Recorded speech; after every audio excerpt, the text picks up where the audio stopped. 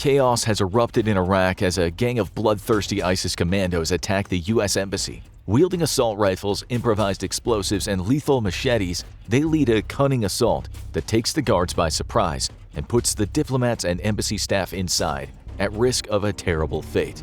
But just when things start looking hopeless, salvation arrives. An elite 30-man platoon swoops in, routing the attackers and putting them down with some well-placed shots from their assault rifles, while another among their numbers lays down a hail of suppressing fire with his M240 Bravo.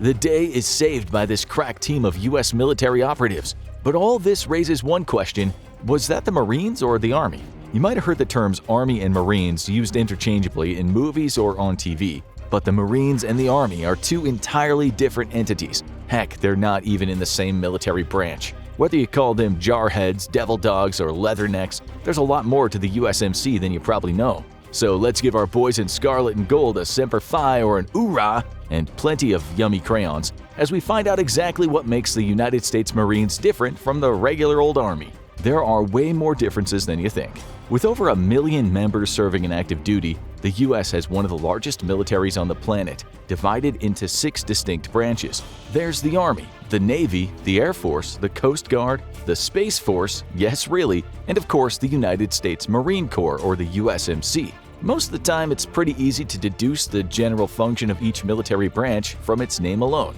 The Air Force, for example, specializes in aerial warfare. Then there's the Navy, which wouldn't be out of place patrolling the seas in large, heavily armed ships. The Marines don't feel quite so obvious. From name alone, you might correctly assume they conduct missions at sea, but hold on, isn't that what the Navy is for? Yes, but that's because the Navy and the U.S. Marines often work hand in hand, with the Marines' primary job being conducting amphibious operations, something no other branch of the U.S. military can do. The missions the U.S. Marines are sent on typically involve landing on a hostile piece of beachfront property and kicking the current proprietors out permanently. But you'll also find the Marines hundreds of miles inland doing the same job you'd expect the Army to do. Sounds confusing, right? Don't worry, when you break it down, it makes much more sense. The Army's purpose is acting in defense of the United States, typically by completing missions that take place primarily on land against hostile forces that have acted against the national security interests of the U.S. So the Marines are, in essence, the Army for the Navy. Or if you prefer to think of it like this, you can imagine them as a smaller and more pinpointed hybrid of both those branches, with the training and equipment to conduct missions on land or at sea. While Marines need to be prepared for any type of mission, wet or dry, the Army is only tasked with duties that take place on solid ground. Although it's not uncommon for the different specialized branches of the U.S. military to work together collaboratively. Joint operations like these are vital for securing objectives that call for the skills of multiple different branches of the military. In the case of the Marines, being a force that can operate from both the land and the sea, its members can assist other military units in missions that require getting personnel from the sea to the land where they may not have previously trained to do so. But the Marines' other specialty is their role as a quick reaction force. United States Marines are often referred to as the tip of the spear.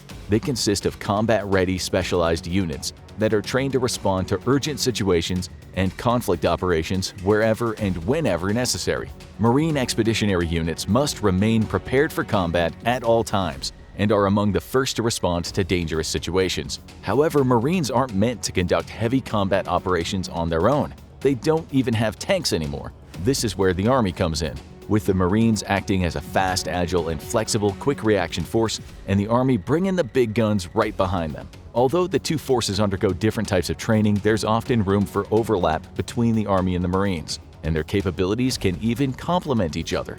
That being said, even though all Marines are trained to engage in amphibious warfare, very few in the U.S. Army are. Most Army units are assigned a specific terrain or type of warfare to specialize in.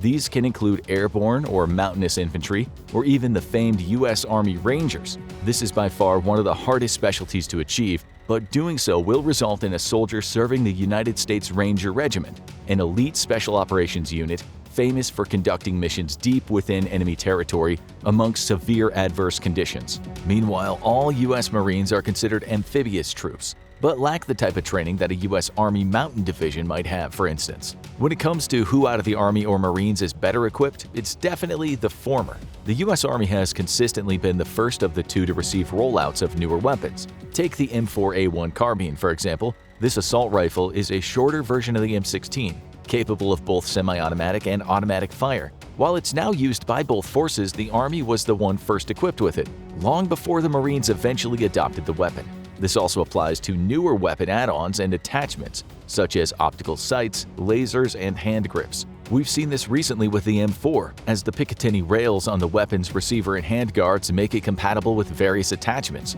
This includes the M203 underbarrel grenade launcher, which is widely used by the U.S. Marines. Meanwhile, the Army is adopting the M320 as its primary grenade launcher, which can be fired as a standalone firearm or mounted to other weapons like an M4. The point is, the Marines do get their hands on all the fancy new firearms and attachments eventually, it just tends to be much later than the Army. A further difference between the Marines and the U.S. Army is their flags and iconography. The U.S. has several separate flags that are each designed for specific branches of the military. The flag of the U.S. Army was originally designed with the seal of the U.S. War Office, as well as the words United States Army, their star emblem insignia, and the year 1775 emblazoned over a white background. 1775 is the year in which the U.S. Army was officially established, making it the oldest branch of the United States' vast military. The unofficial motto of the U.S. Army is, "This we'll defend," and has been ever since they played a pivotal role in gaining independence for the U.S. during the Revolutionary War. The branch has an impressive service record, being involved in nearly every major armed conflict that the U.S. has been a part of, either domestically or overseas. This includes both world wars as well as the wars in Iraq and Afghanistan. Meanwhile, the flag representing the Marine Corps has changed numerous times over the years, largely due to it being a part of the U.S. Navy for so long before becoming its own distinct entity. In fact, the modern-day incarnation of the Marines flag did not see use until as recently as the 20th century. Their official insignia is the eagle, globe, and anchor, which are all present on the current iteration of the Marine Corps flag. First adopted in 1955, this flag features a globe intersected by an anchor with an eagle standing on top of the globe with its wings spread and a ribbon in its beak. The flag also bears the Latin phrase Semper Fidelis, the official motto of the United States Marines, which has become something of a legendary phrase amongst its members. Translating to always faithful and frequently shortened to Semper Fi, it can often be heard yelled, cheered, or used as a greeting among current and former Marines, intended to remind them of their close commitment to their comrades and nation both. But enough sweating the small stuff, let's talk about size, duties, and operational structure. The U.S. Army is split into three distinct units: the Army Reserve, and the National Guard. As well as engaging in warfare on battlefields outside of the U.S., the Army also has a responsibility to protect America domestically, meaning in times of national crisis or even invasion, you'd be more likely to see the U.S. Army on United States soil, while the Marines handle things in foreign territory. Compared to the Army, there are also a comparatively smaller number of Marine Corps personnel in service. As of 2020, there were over 180,000 Marines actively serving, with a further 32,000 in reserve, compared to the over 450,000 active duty soldiers in the U.S. Army, with 325,000 in reserve and almost 177,000 active personnel in the National Guard. These reserve forces operate in extremely similar manners across the Army and the Marine Corps. In the case of the Army Reserve, they provide additional troops and support to the regular Army, with many reservists serving in their spare time. For the Marines, their reserves are expected to be ready to leave civilian life and join their fellow Marines in combat assignments or assist in national emergencies should the need arise. Given that they're a smaller force that operates with fewer service members than the Army, it's no surprise that the Marines' main recruiting slogan is "the few and the proud," emphasizing that they only accept the highest caliber of troops. Engaging in operations on both land and sea, Marines can be found stationed at military bases on land and aboard warships. Marines are often tasked with protecting U.S. naval bases, as well as the Navy's warships and other areas of national interest that are located near coastlines. Members of the U.S. Marine Corps also have a particular responsibility that the Army does not have. They're charged with protecting United States embassies on foreign soil. Being the only part of the U.S. military with this duty, the Marine Corps has its own specific subgroup that deals with providing heightened levels of security required for guarding American embassies, the Marine Corps Embassy Security Group. Another key factor that differentiates the Marine Corps and the U.S. Army is their training programs.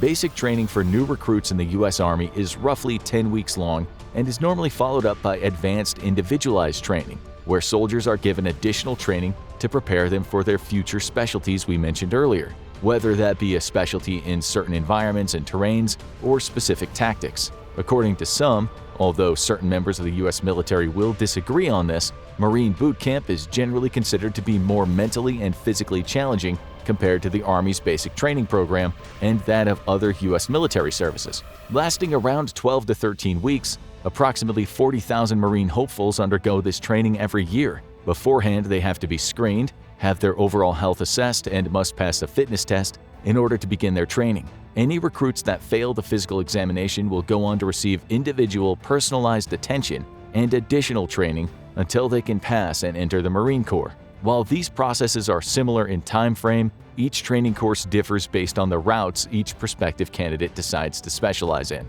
In either case, both the Marines and the Army expect all those who enlist to complete their basic recruitment training before they're permitted to advance into specialization training. Where successful Army recruits go on to advanced individualized training schools after their basic training, Marine hopefuls are enrolled in military occupational specialty schools. Both the Marines and the Army also receive higher education training. Annapolis, Maryland is the home of the U.S. Naval Academy. This is a university dedicated to training both male and female officers, referred to as midshipmen, over the span of 4 years. Full tuition costs are sometimes even covered if a candidate enters active duty with the Marines directly after they graduate. Both the Navy and the Marines receive graduates from the Naval Academy, given that the Marines operate under the Navy. Meanwhile, over in Quantico, Virginia, you'll find the United States Marine Corps Officer Candidate School. This one is slightly different. Instead of offering a 4-year degree course, it provides potential candidates with either 2 6-week courses or the same thing condensed into one 10-week version. These are usually attended by those enrolled in commissioning programs aimed at college students and graduates who have previously completed degrees prior to enlisting with the Marines. Any midshipman who completes the program are entitled to receive a commission as a second lieutenant. This will often see them placed in command of a platoon consisting of 16 to 44 soldiers, including 2 or more rifle squads. Meanwhile, the Army has the United States Military Academy located in West Point, New York. Much like the U.S. Naval Academy, it provides Army recruits with a separate 4-year course, one designed to prepare these students for active service following their graduation. Also, much like the aforementioned Naval Academy, West Point will grant free tuition to anyone who enters active military duty upon completion of their degree. The Army's equivalent of the Marine Officers Training Program is their own officer candidate school in Fort Benning, Georgia. This school also offers courses specifically for college graduates, and after they've completed a vigorous 12-week course, these graduates will also be awarded the rank of second lieutenant, only within the United States Army instead. So while their training might be different and the courses for enlistees will also differ, the ways in which Marines and Army recruit and teach their prospective soldiers follows a similar pattern.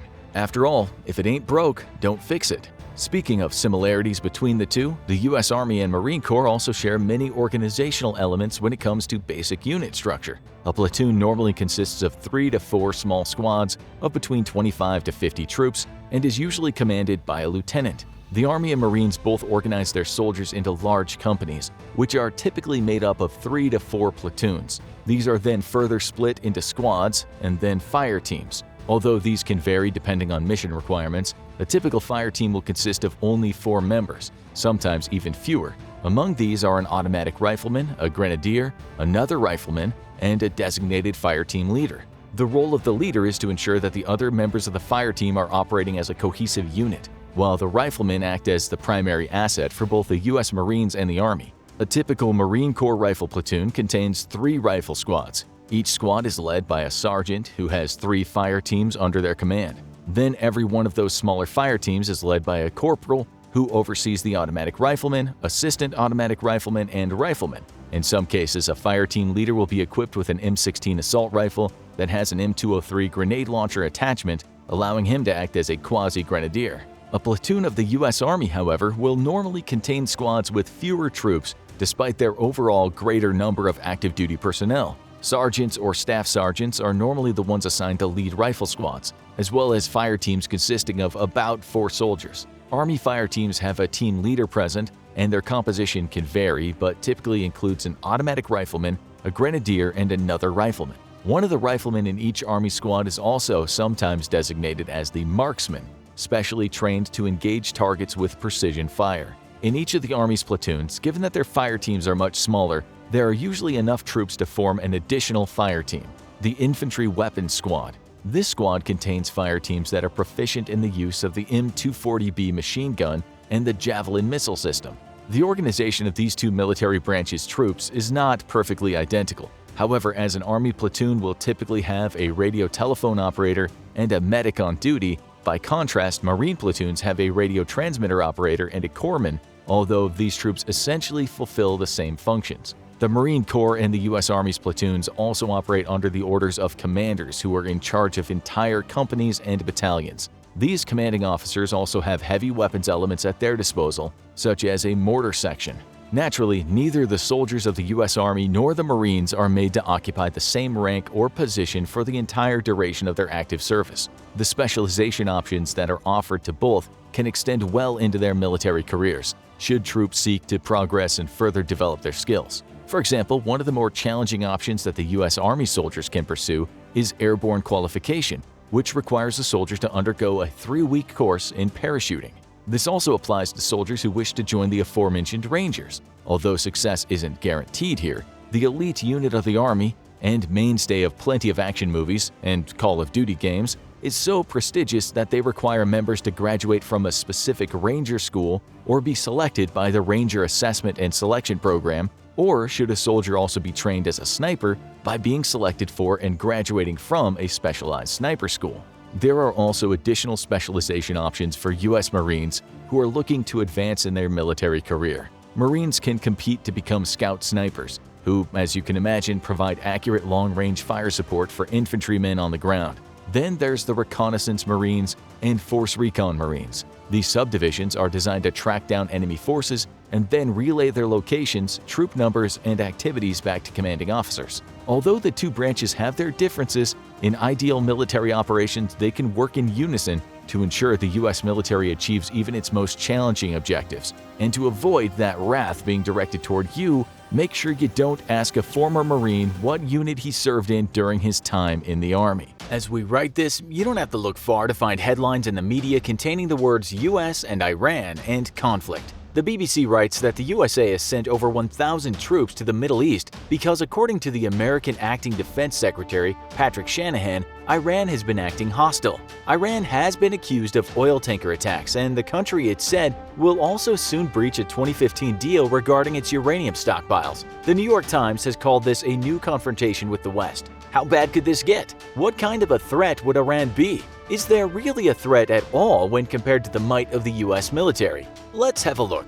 If you watched many of our other military comparison shows, then you're likely already an expert when it comes to the arsenal of the US military. You'll know that the US spends more on defense than any other country by a long, long way. Sources differ, and it's hard to get the exact spending down to the last dollar, but in 2018 it's reported that the USA's defense budget was somewhere between $587 billion and $597 billion. But if you go to the actual US Department of Defense website, one of the first things you'll read is that President Trump plans to pump an extra $160 billion into defense. The prediction from the DoD, right from the horse's mouth, is that by the end of 2019, defense spending will have reached $686 billion. Where does all this cash go?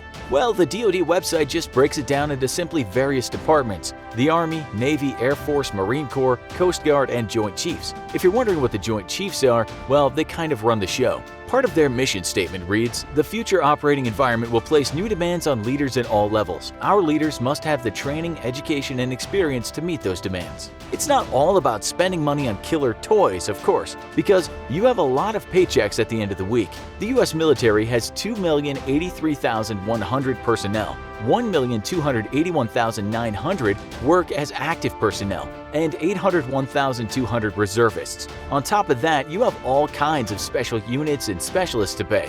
It's not free when the US, say, wants to buy artificial intelligence technology to scan faces, go through hours of drone videos, etc. Research and development, according to the US military, eats up a great deal of money. Thankfully, someone else has broken down the budget for us, and it goes like this. A little over $205 billion goes to the Navy, and the Air Force will basically get the same at $204.8 billion. $191.4 billion will go to the Army, and $116.6 billion will go to projects spread across the DoD. $104.3 billion will go to research, development, test, and evaluation. $143.1 billion will go to buying new things, such as expensive aircraft and ships. $155.8 billion will actually go to the actual men and women of the military through the paycheck budget. $22.5 billion will go to building houses for personnel and other military construction projects. $292.7 billion, the biggest part of the budget, is for maintaining the military. If you add all this up, though, it comes to more than the actual budget. That's because some of the spending overlaps, such as research, purchases, or wages, that might need to be accounted for as part of the individual forces' budgets. If you look at what the military has been buying or trying to buy, you'll see that the F-35 Joint Strike Fighters are a big item on the shopping list. These things also get sold, of course, but as we write this, Japan, according to some reports, is no longer looking at buying many more of them because it has created its own aircraft that it sees as superior. Nonetheless, if you follow military news, you'll know that these things are still selling like hotcakes. The US currently has around 200, plans to build a staggering 1,763 more. As we've said before, the US no doubt has the most powerful air force in the world, and we just cannot list everything that's in its arsenal of flying machines. But some of the most powerful beasts include the fleets of F-22 Raptors, F-15E Strike Eagles, F/A-18EF Super Hornets, and F-16 Fighting Falcons. Some of the newer machines are 15 KC-46 tanker strategic military transport aircrafts and also the B-21 stealth bomber. So, can Iran afford to spend billions and billions of dollars on just one plane alone? Well, the answer is a resounding no, and in fact, recent news reports tell us that the country has slashed defense spending to the equivalent of $43 billion.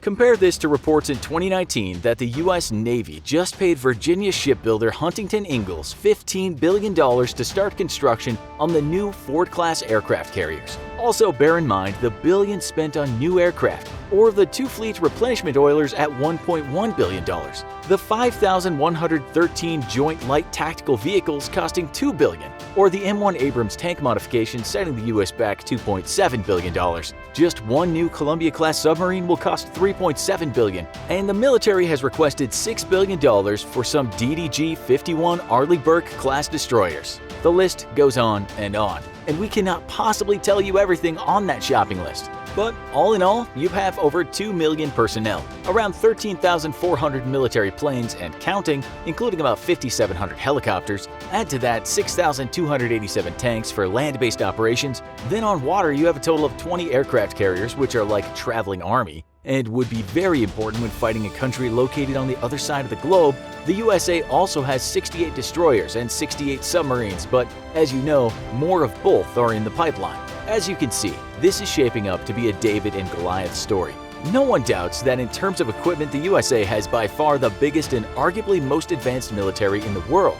We say arguably because countries such as China, Japan, the UK, India, France, Russia also have some very capable military toys. Iran, though, well, you won't find the country on the top 10 lists when it comes to military might, and some writers have described Iran's equipment as being Cold War-era machines. In total, Iran has 523,000 active military personnel, but also around 350,000 reservists. They own 509 military aircraft, which sounds fairly impressive, but let's see what kind of planes these are. For starters, they have 54 American-made McDonnell Douglas F-4 Phantom IIs. Some of these are pretty old, but we're told many have been upgraded. Joining the list are also some other capable multi-role aircraft, such as 23 French-made Dassault Mirage F-1s. As for ground attack, Iran has about 50 Russian-made planes and the Sukhoi Su range, the Su-22, Su-24, and 25. Iran is also in the process of building a fifth-generation stealth fighter aircraft called the IAIO Kaher-313. Although some experts have cast doubts as to how viable this aircraft will be. This is not a weak air force by any means, but much of that strength comes from purchased American military hardware. That said, much of this fleet is aging and in need of an upgrade, whereas the American military has never stopped upgrading their equipment, whether they need it or not, as any American taxpayer can tell you. As for tanks, Iran has 1,634 of them, but we might ask just how advanced these tanks are. Well, again, the country owns quite a few older models bought from the USA, Russia, and has also some homemade tanks. But in 2018, Iran's Deputy Defense Minister Reza announced that the country was in the process of building another 700 to 800 new tanks. The country also has 2,345 armored fighting vehicles, But compare that to the 39,223 armored fighting vehicles in the USA, which for the most part are much more modern. But where Iran is really weak is in the water, as it doesn't have a single aircraft carrier to speak of. Remember, the US has 20. The country has no destroyers either, but does have a 34-strong submarine fleet and 6 frigates. While Iran really is an underdog to the US military, that doesn't mean it isn't a strong military. Ranking militaries is difficult and shouldn't be taken as an exact science. Iran has had to be a strong military presence before, and it has a large, well-trained military because of its location in a volatile region.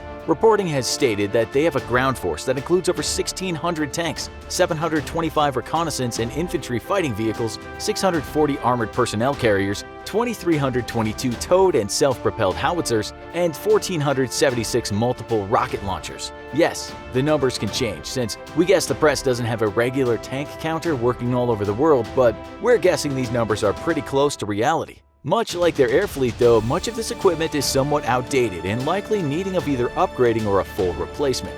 Now, we already know that the USA has some of the most advanced special forces units in the world, and also is not bad at collecting intelligence through the CIA, NIS, and both of their cutting-edge computer technologies. But the Iranian forces have also a special branch that is said to be very highly trained and is an entity to be feared, the Quds Force, a special ops unit within Iran's Revolutionary Guards. They number around 15 to 30,000 very skilled agents and work in what you might call unconventional warfare. Iran also has the advantage in the event of an invasion of being a geographically difficult country to assault via land. It's a large country and the major cities are mostly located in areas that would be difficult for land forces to quickly reach. And now we come back to the start. What about these new fears of nuclear conflict? The New York Times writes this: Iran is still well more than a year away from being able to build a weapon, perhaps much longer. But the experts in the article also said it would take much longer to produce what the Times called a deliverable weapon. It's highly unlikely Iran is thinking about attacking the USA. And many European countries have blamed the US for putting Iran in a difficult position thanks to harsh sanctions. We won't get into the politics, but suffice to say, confrontation of military powers with nuclear weapons is not something anyone wants. As Newsweek points out, while the US military is by far superior in every way, an invasion would be a long, drawn-out affair. They wrote, "If decades of difficult conflicts worldwide have taught the American military anything, it's that a mighty armory goes only so far." Let's hope for some diplomacy that works for both nations and the threat of a conflict behind us. The US and Russia, China and India, two separate long-term rivalries and two flashpoints for global war. But what if China and Russia decided to set aside their differences and join against an Indian-American alliance? Who would win, and how would that war play out? The rules of this wargame are, as usual, no use of nuclear weapons allowed, and no other allies can be called upon. First, let's take a look at each contestant's military might and see what capabilities each would bring to the table. First up is India, the world's fourth most powerful military. With an active duty force of 1.4 million and a reservist force of 2.8 million, India can call upon a deep pool of manpower to prosecute any war. India also possesses a formidable air force with 590 fighter aircraft, 804 attack aircraft, and a huge fleet of surveillance and transport helicopters that numbers at 720. India, however, suffers from a lack of attack helicopters with only 15 in its inventory. This may prove to be a crippling deficiency in any attempt to combat a Chinese-Russian incursion over its mountainous northern and eastern borders. India does, however, maintain a force of 4,400 combat tanks, of which about half are modern or semi-modern T-90s and the indigenous Arjun main battle tank.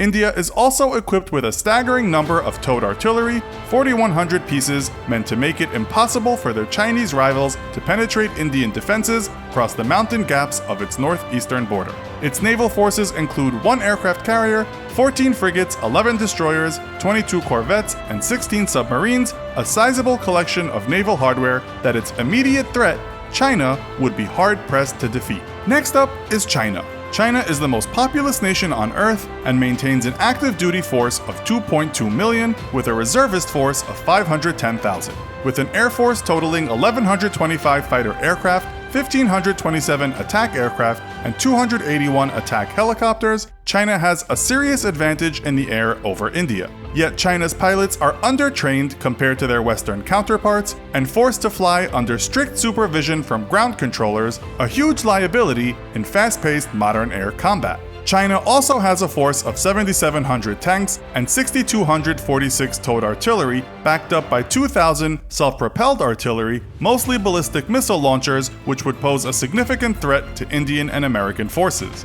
On the sea, China maintains a significant force with 1 test aircraft carrier not rated for combat operations, 50 light frigates, 29 destroyers, 39 corvettes, and 73 submarines. While larger in number than Indian naval forces, China lacks the ability to maintain long-term logistical support for any deployed ships, meaning only a small number of them could operate far from China's shores for longer than a few weeks. Underpinning China's military might is also the fact that its military is severely affected by systemic corruption, so much so that China's own leadership doubts the ability of the Chinese military to fight and win a major war against a near-peer power such as India. On to Russia. Russia has the world's second most powerful military, with an active duty force of just over 1 million personnel and a reserve force of 2.5 million. With 818 fighter aircraft and 1,416 attack aircraft, Russia's air forces are formidable, but would be severely hampered in war by a lack of reconnaissance assets. As one Russian military analyst put it, we have long-range, sometimes precision-guided weapons, but we don't always know where the target is. On the ground, though, Russia maintains the world's largest tank fleet, numbering over 20,000. However, this figure should be taken with a grain of salt, as the number includes many thousands of Soviet-era tanks that have long been decommissioned and would need weeks to bring into service, and even once operational, would be decades behind in capability, firepower, and protection versus modern tanks. Russia's naval fleet has severely atrophied since the collapse of the Soviet Union, but it still maintains 1 aircraft carrier, 9 frigates, 13 destroyers, 78 corvettes, and 62 submarines. Though Russian vessels are on the whole aging and plagued by maintenance issues, they are still armed with very modern and capable long-range missiles, making them a force to be feared. And finally, the world's chief military power, the United States of America. The US enters the conflict on India's side with an active duty force of 1.3 million personnel and 800,000 reserve personnel. With 1,962 fighter aircraft and 2,830 multi-role aircraft, the US has almost double the air power of Russia or China. Its naval aviation forces alone are on par with either nation. Its fleet of 973 attack helicopters ensure that ground offensives are well covered, and it is rare that an American infantryman finds himself without fire support. A proponent of blitzkrieg warfare, America also maintains a fleet of 5,900 tanks, almost all of them modern Abrams variants, and 39,000 armored fighting vehicles, giving its ground forces unparalleled mobility. While lagging behind in numbers, America's 950 self-propelled, 795 towed, and 1,200 rocket artillery platforms often feature smart, precision-guided munitions. In fact, of all the militaries in the world, the United States uses the most precision-guided munitions, featuring them on almost every combat platform and giving US forces incredible lethality. At the onset of war, Chinese and Indian border forces stationed across the length of the Himalayas would come into immediate conflict. While initial predisposition of forces favors the Indian army, the narrow roads and valleys of the mighty Himalayas would make anything but meager gains all but impossible. Artillery would devastate any sizable forces trying to move through mountain gaps, leaving most of the combat action to light infantry units supported by helicopters. With Chinese forces primarily stationed along its eastern coast, India would initially have the upper hand both in the air and on the ground. Only a few air bases on the Tibetan Plateau could support combat operations for the Chinese, while dozens of airfields on India's side could put all Indian planes within combat range of the front lines. It would take weeks for China to construct makeshift airfields and air bases, and then rebase the bulk of its air fleet to the Tibetan Plateau, during which time, despite more advanced Chinese aircraft, Indian forces would enjoy a degree of air superiority. Yet the mountainous terrain would make it difficult for India to exploit that air superiority, and it would be forced to try to use ground attack planes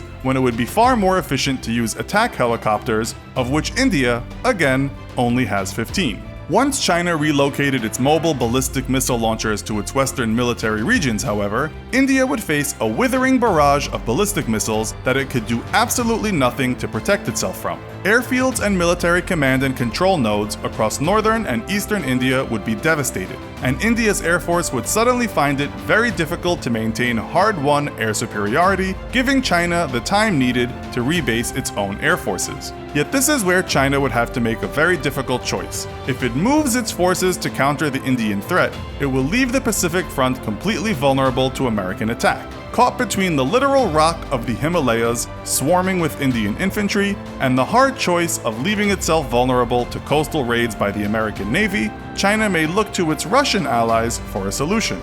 Russia would need to carefully consider the strategic situation.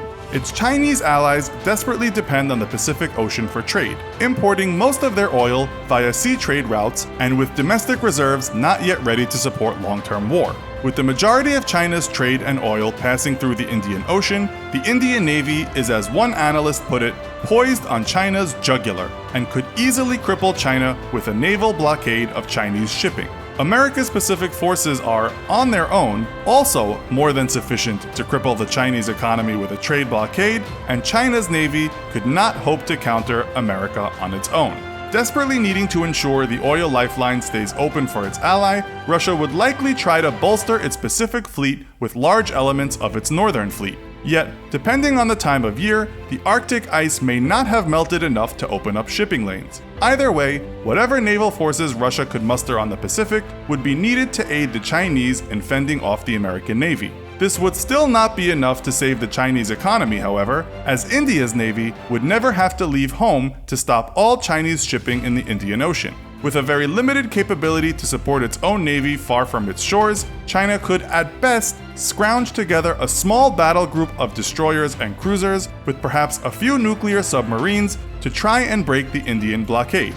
Yet with India operating so close to home shores, it could take advantage of shore-based air power and make quick work of any Chinese task force. In the end, China could not hope to stand against naval blockades by both the US and India, even with reinforcements from the Russian Navy. This is China's glaring Achilles heel, its almost complete reliance on the sea for trade and oil, and why China has been ambitiously undergoing its modern Silk Road infrastructure development program with friendly nations, with very mixed success. Caught between the threat of raids on its Pacific coast by the US Navy and Indian forces pushing through the Himalayas, China would likely choose not to deploy its ballistic missiles to the west, as even if India managed to break out of the Himalayas, China's western territory is largely of little economic value. It would be far more prudent for China to try to keep America's carrier groups at bay with its DF-21 ballistic missiles, though China has still, to date, failed to show it has the capability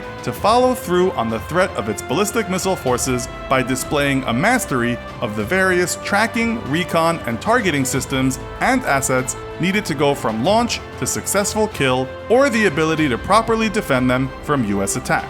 At best, the Sino-Russian alliance could hope to hold India at bay in the Himalayas and could likely even push India back once Chinese and Russian personnel created enough forward air bases on the Tibetan Plateau to support offensive operations. Yet Chinese and Russian forces would be limited to advancing only as far as the Indian foothills on the western edges of the Himalayas. The narrow passes and undeveloped roads through those passes would not make it possible to transport large amounts of hardware into India itself, while India could hold vast amounts of tanks and artillery on its plains ready to crush any advance into Indian territory. In short, it would be guaranteed suicide to try to break out of the Himalayas for both the Chinese and Russian forces. Meanwhile, India and the US could starve China into submission by devastating its economy through naval blockades. It would take weeks for the US to degrade Russia's and China's naval and air forces enough to attempt an amphibious assault against either nation, but the high casualties would make it a very unappealing proposition. Instead, the US could comfortably sit back and bottle the Russian fleet up while systematically destroying the Chinese fleet, leaving their Indian allies to continue denying China's desperately needed oil imports. A US-India and Russia-China war would end with very little territory gained or lost on either side, and with staggering amounts of casualties for Indian and Chinese forces. The US Navy would likely see significant casualties, but both Russia's and China's navies would be all but completely destroyed. China and India's economies would be devastated, but China's specifically could face a catastrophic collapse that could even lead to the end of its Communist Party's rule. With so much to lose and practically nothing to gain, neither side would ever seriously consider such a war, but if they did, China's inability to protect its sea trade routes would make one side the clear victor. A superpower is defined as a state with the ability to exert influence or project power on a global scale, and if needed, in more than one region of the globe at a time. The United States, currently the world's sole superpower, fits this description, with an official military doctrine that states its military forces must be ready and capable to fight two major theater wars simultaneously, a capability no other nation on Earth can even approach. But what would happen if the United States found itself in a war against the entire rest of the world? How would that war potentially play out? The rules of this war game will be as follows: no nuclear weapons allowed, and war will be simulated to have broken out after weeks of preamble. As in a surprise attack, the United States with its forces spread around the world would likely lose its non-homeland forces entirely, but not before delivering crippling blows to most of the world's major powers and knocking them out of the conflict early. The US's main opposition would be in the form of a European coalition to include Russia and a China-India alliance. The rest of the world's contribution would be mostly in material supplies or financial backing, as while even nations like Japan boast a formidable military capability, they mostly lack the ability to actually deploy that power outside of their own borders. In fact, that would be the biggest hurdle to any global offensive against the United States. With historical military preparations focused on conflicts such as NATO versus Russia or China versus India, most militaries around the world lack the ability to transport military hardware across the oceans in a meaningful quantity, making a decisive assault against the US homeland impossible. Meanwhile, due to its commitments to fighting wars well outside its own borders for the last 80 years, the United States operates the world's largest air and naval transport fleets that number in the hundreds of ships and aircraft, more than most modern nations combined. This lack of mobility will prove to be a major weakness for the global alliance and severely hinder their ability to respond to US actions. Today, the United States operates its forces in every geographic area of the world and has split its command structure into 9 combatant commands, 6 responsible for global geographic areas of responsibility. In the weeks leading up to the outbreak of war, the United States would likely pull its forces out of Europe and non-American bases in the Pacific, disbanding its European, African, and Southern commands. Pacific Command, Northern Command, and Central Command would absorb these forces. Battlefield 1, Middle East. US Central Command would receive an influx of former European assets, with the US bolstering its forces in the Middle East in bases in Afghanistan and Iraq with one goal: destroying the major oil refineries and distribution centers while denying access to the sea lanes that transport oil from the region. 81% of the world's oil reserves are located in OPEC countries, and over 60% of the world's oil passes through the Arabian Sea alone. The US's strategic goals would be simple: shut off the global oil tap. With the world's 12th largest oil reserves, the United States could easily supply itself while denying the rest of the world access to vital Middle East oil. Europe, which would represent the United States' most formidable adversary, relies on Middle East oil for 40 to 50% of its total annual use, meaning an American stranglehold on the region would cripple any European war effort as reserves run out and their economies begin to collapse. China would face a similar problem, as 50% of its total oil imports all come from the Middle East, making the region the first front in our war. At the outbreak of war, the United States would first strike at oil production and distribution facilities across the Middle East via carrier-based strike aircraft backed up by former European theater aircraft, now based off American bases in Iraq and Afghanistan. With the world's largest air tanker fleet and flanking the all-important Persian Gulf from both Iraq and Afghanistan, American aircraft could penetrate deep into Middle East territory with impunity, striking at targets from the Straits of Hormuz all the way to the Suez Canal itself. Though regional forces would be able to offer some initial resistance, most operate outdated Soviet-era or non-modern American-built aircraft, with the exception of current US allies such as Saudi Arabia, who would be able to field modern variant F-15s,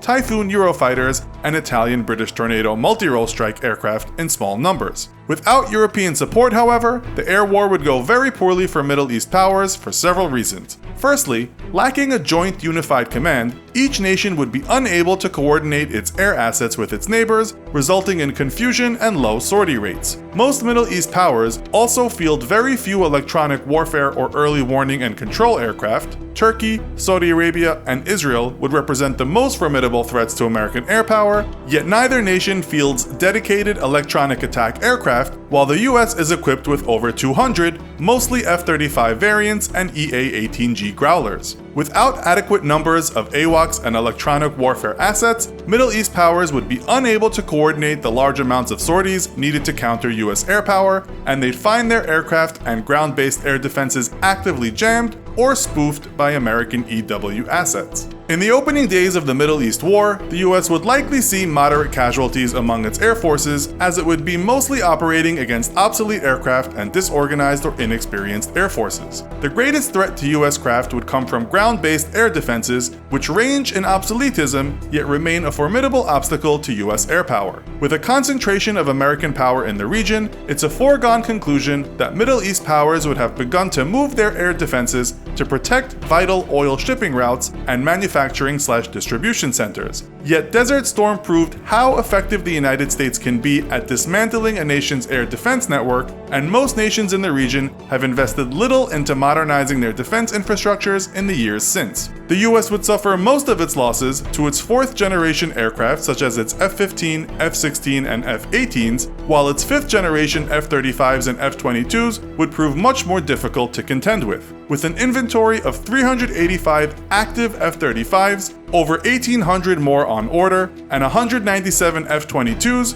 the US retains the only operational fifth-generation air fleets, with current allies fielding a token force of F-35s purchased from America, and the Russians and Chinese still not fielding combat-ready fifth-generation aircraft. Despite its technological and operational superiority, however, sheer numbers would present a threat to American forces. So instead of seizing key oil production or distribution facilities, the US would instead focus its efforts on keeping those facilities and trade route choke points shut down while defending against attacks on its air bases. A single sunk supertanker could block the Suez Canal for weeks, shutting down one of the most important oil trade routes in the world, while constant harassment by American air power would make the Straits of Hormuz impassable. With few major naval threats in the Pacific, American Pacific naval forces would be split between containing China and bolstering US Central Command forces in establishing a blockade of trade routes across the Pacific and Indian Oceans. With 20 carriers, 11 of which are supercarriers, more than the rest of the world combined,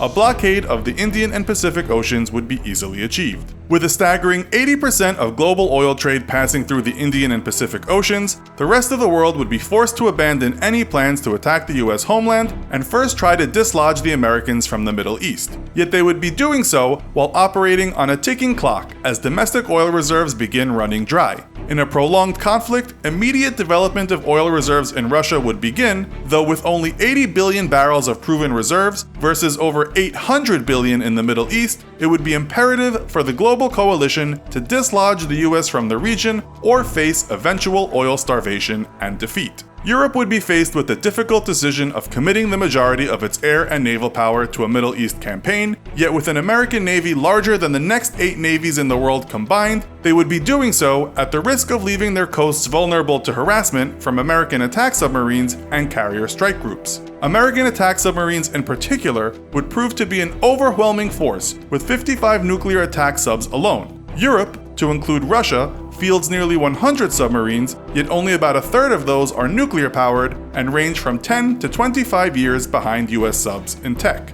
Lacking in major transport capabilities and the ability to adequately protect either their sea lanes or any attempts to move troops by sea, the global coalition would be extremely hard-pressed to dislodge the US from the Middle East. While an eventual overwhelming of US ground forces would be possible, it would take weeks of buildup and slow moving of forces via ground routes to avoid American submarines. Victory in the Middle East would be possible for the global coalition, but would only come at great expense of dwindling oil reserves, and any attempts to reopen the Middle East trade routes would certainly fail, as the US would concentrate its nuclear attack subs and carrier battle groups in the region. The The coalition would be forced to rely on existing land-based pipelines, though these would not be enough to sustain the world economy, and the United States would certainly commit its stealthy B-2 bombers to the destruction of these pipelines and any attempts at building new ones. In short, a land victory would be probable for the global coalition, but without the ability to challenge the US Navy, global trade routes would be permanently shut down, effectively crippling the economies of coalition nations and the war effort. Battlefield 2, West Pacific.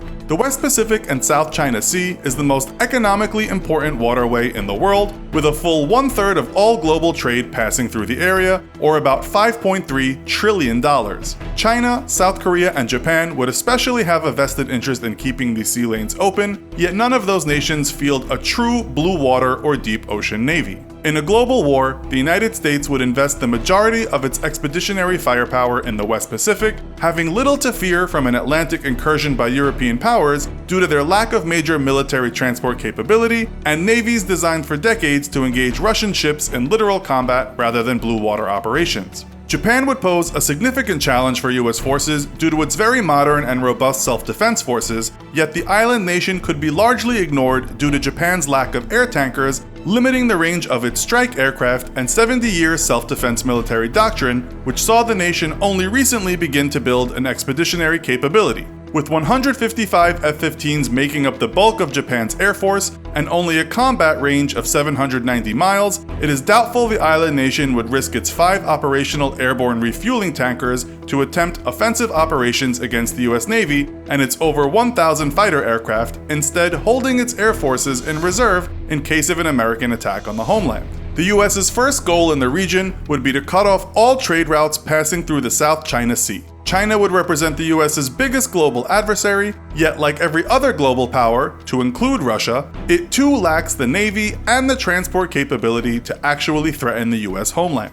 In order to deny the nation the opportunity to build this capability, the US would immediately move to cut off Chinese trade through the South China Sea, something China would be particularly vulnerable to as over 60% of its trade is delivered by sea.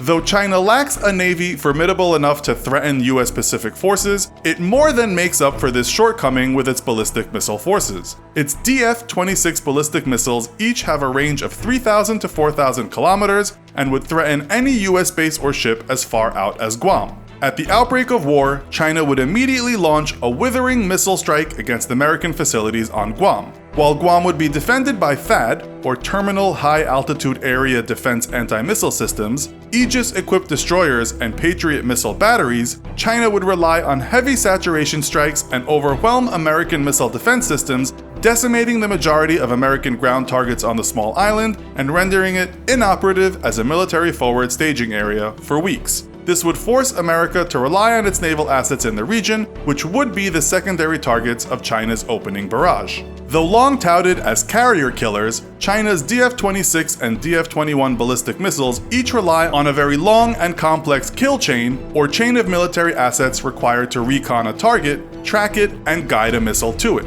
In order to accomplish this, China operates 30 Yaogan tracking and reconnaissance satellites grouped into constellations that, working together, would provide China 16 opportunities per 24-hour period to accurately target a US Navy vessel to within 10 kilometers anywhere in the Pacific. The US would certainly seek to counter this capability with deployment of its anti-satellite weapon systems, of which it remains extremely secretive about. It is impossible to infer just how effective US anti-sat weapons truly are due to a lack of information, but it is known that in the early 2000s, the US Air Force successfully tested a deployment of mini-sats designed to kill or hijack enemy satellites, and in 2008, the US successfully targeted and destroyed a defunct satellite with an SM-3 missile launched from the USS Lake Erie in the Pacific. With every US destroyer and cruiser able to carry the SM-3, this could potentially pose a serious threat to Chinese space assets and degrade the capabilities of their ballistic missile forces. In a push into the Pacific, however, the US would still suffer heavy casualties among its fleet due to Chinese long-range missile strikes. It's probable then that while it works to destroy Chinese space assets from afar, America would instead send its nuclear attack submarine fleet to blockade Chinese waters. China operates about 60 submarines, Yet for years, those subs did not go on patrols or even leave port, as they were often sidelined by maintenance issues. Only as recently as 2011 did Chinese subs actually begin to leave port, giving US subs the opportunity to tail them and discover that Chinese submarines were surprisingly easy to find and track due to their noisy nature. Defense experts estimated that Chinese sub technology was 10 years behind Russia and about 20 years behind the US. The US, meanwhile, operates 55 nuclear attack submarines, with most of these being of the modern Virginia class. Armed with torpedoes and a complement of Tomahawk cruise missiles, Virginia attack subs could easily threaten Chinese surface and subsurface vessels and join its Ohio-class ballistic missile submarines in cruise missile attacks against Chinese inland industrial and military installations. While in recent years, China has invested heavily into improving its anti-submarine warfare capabilities, it is still critically behind even regional powers such as South Korea and Japan, meaning that in the end, there is likely little China could do to stop US attack subs. Though it could likely keep American carrier battle groups out of the South China Sea for the first week or two of the war, China would be helpless to prevent a naval blockade by US attack subs. India, also reliant on South Pacific trade routes, would certainly dispatch its naval forces to attempt to break a US blockade, but would face the same issues in challenging US subs that China would. Having only 15 active submarines and also lacking in modern anti-submarine warfare capabilities, the Indian Navy would quickly find itself overpowered by American attack subs. Employing a combination of its submarine and anti-satellite assets, the US would likely break through the Chinese ballistic missile shield within 30 days and enact a complete blockade of the South Pacific, strangling regional powers economically.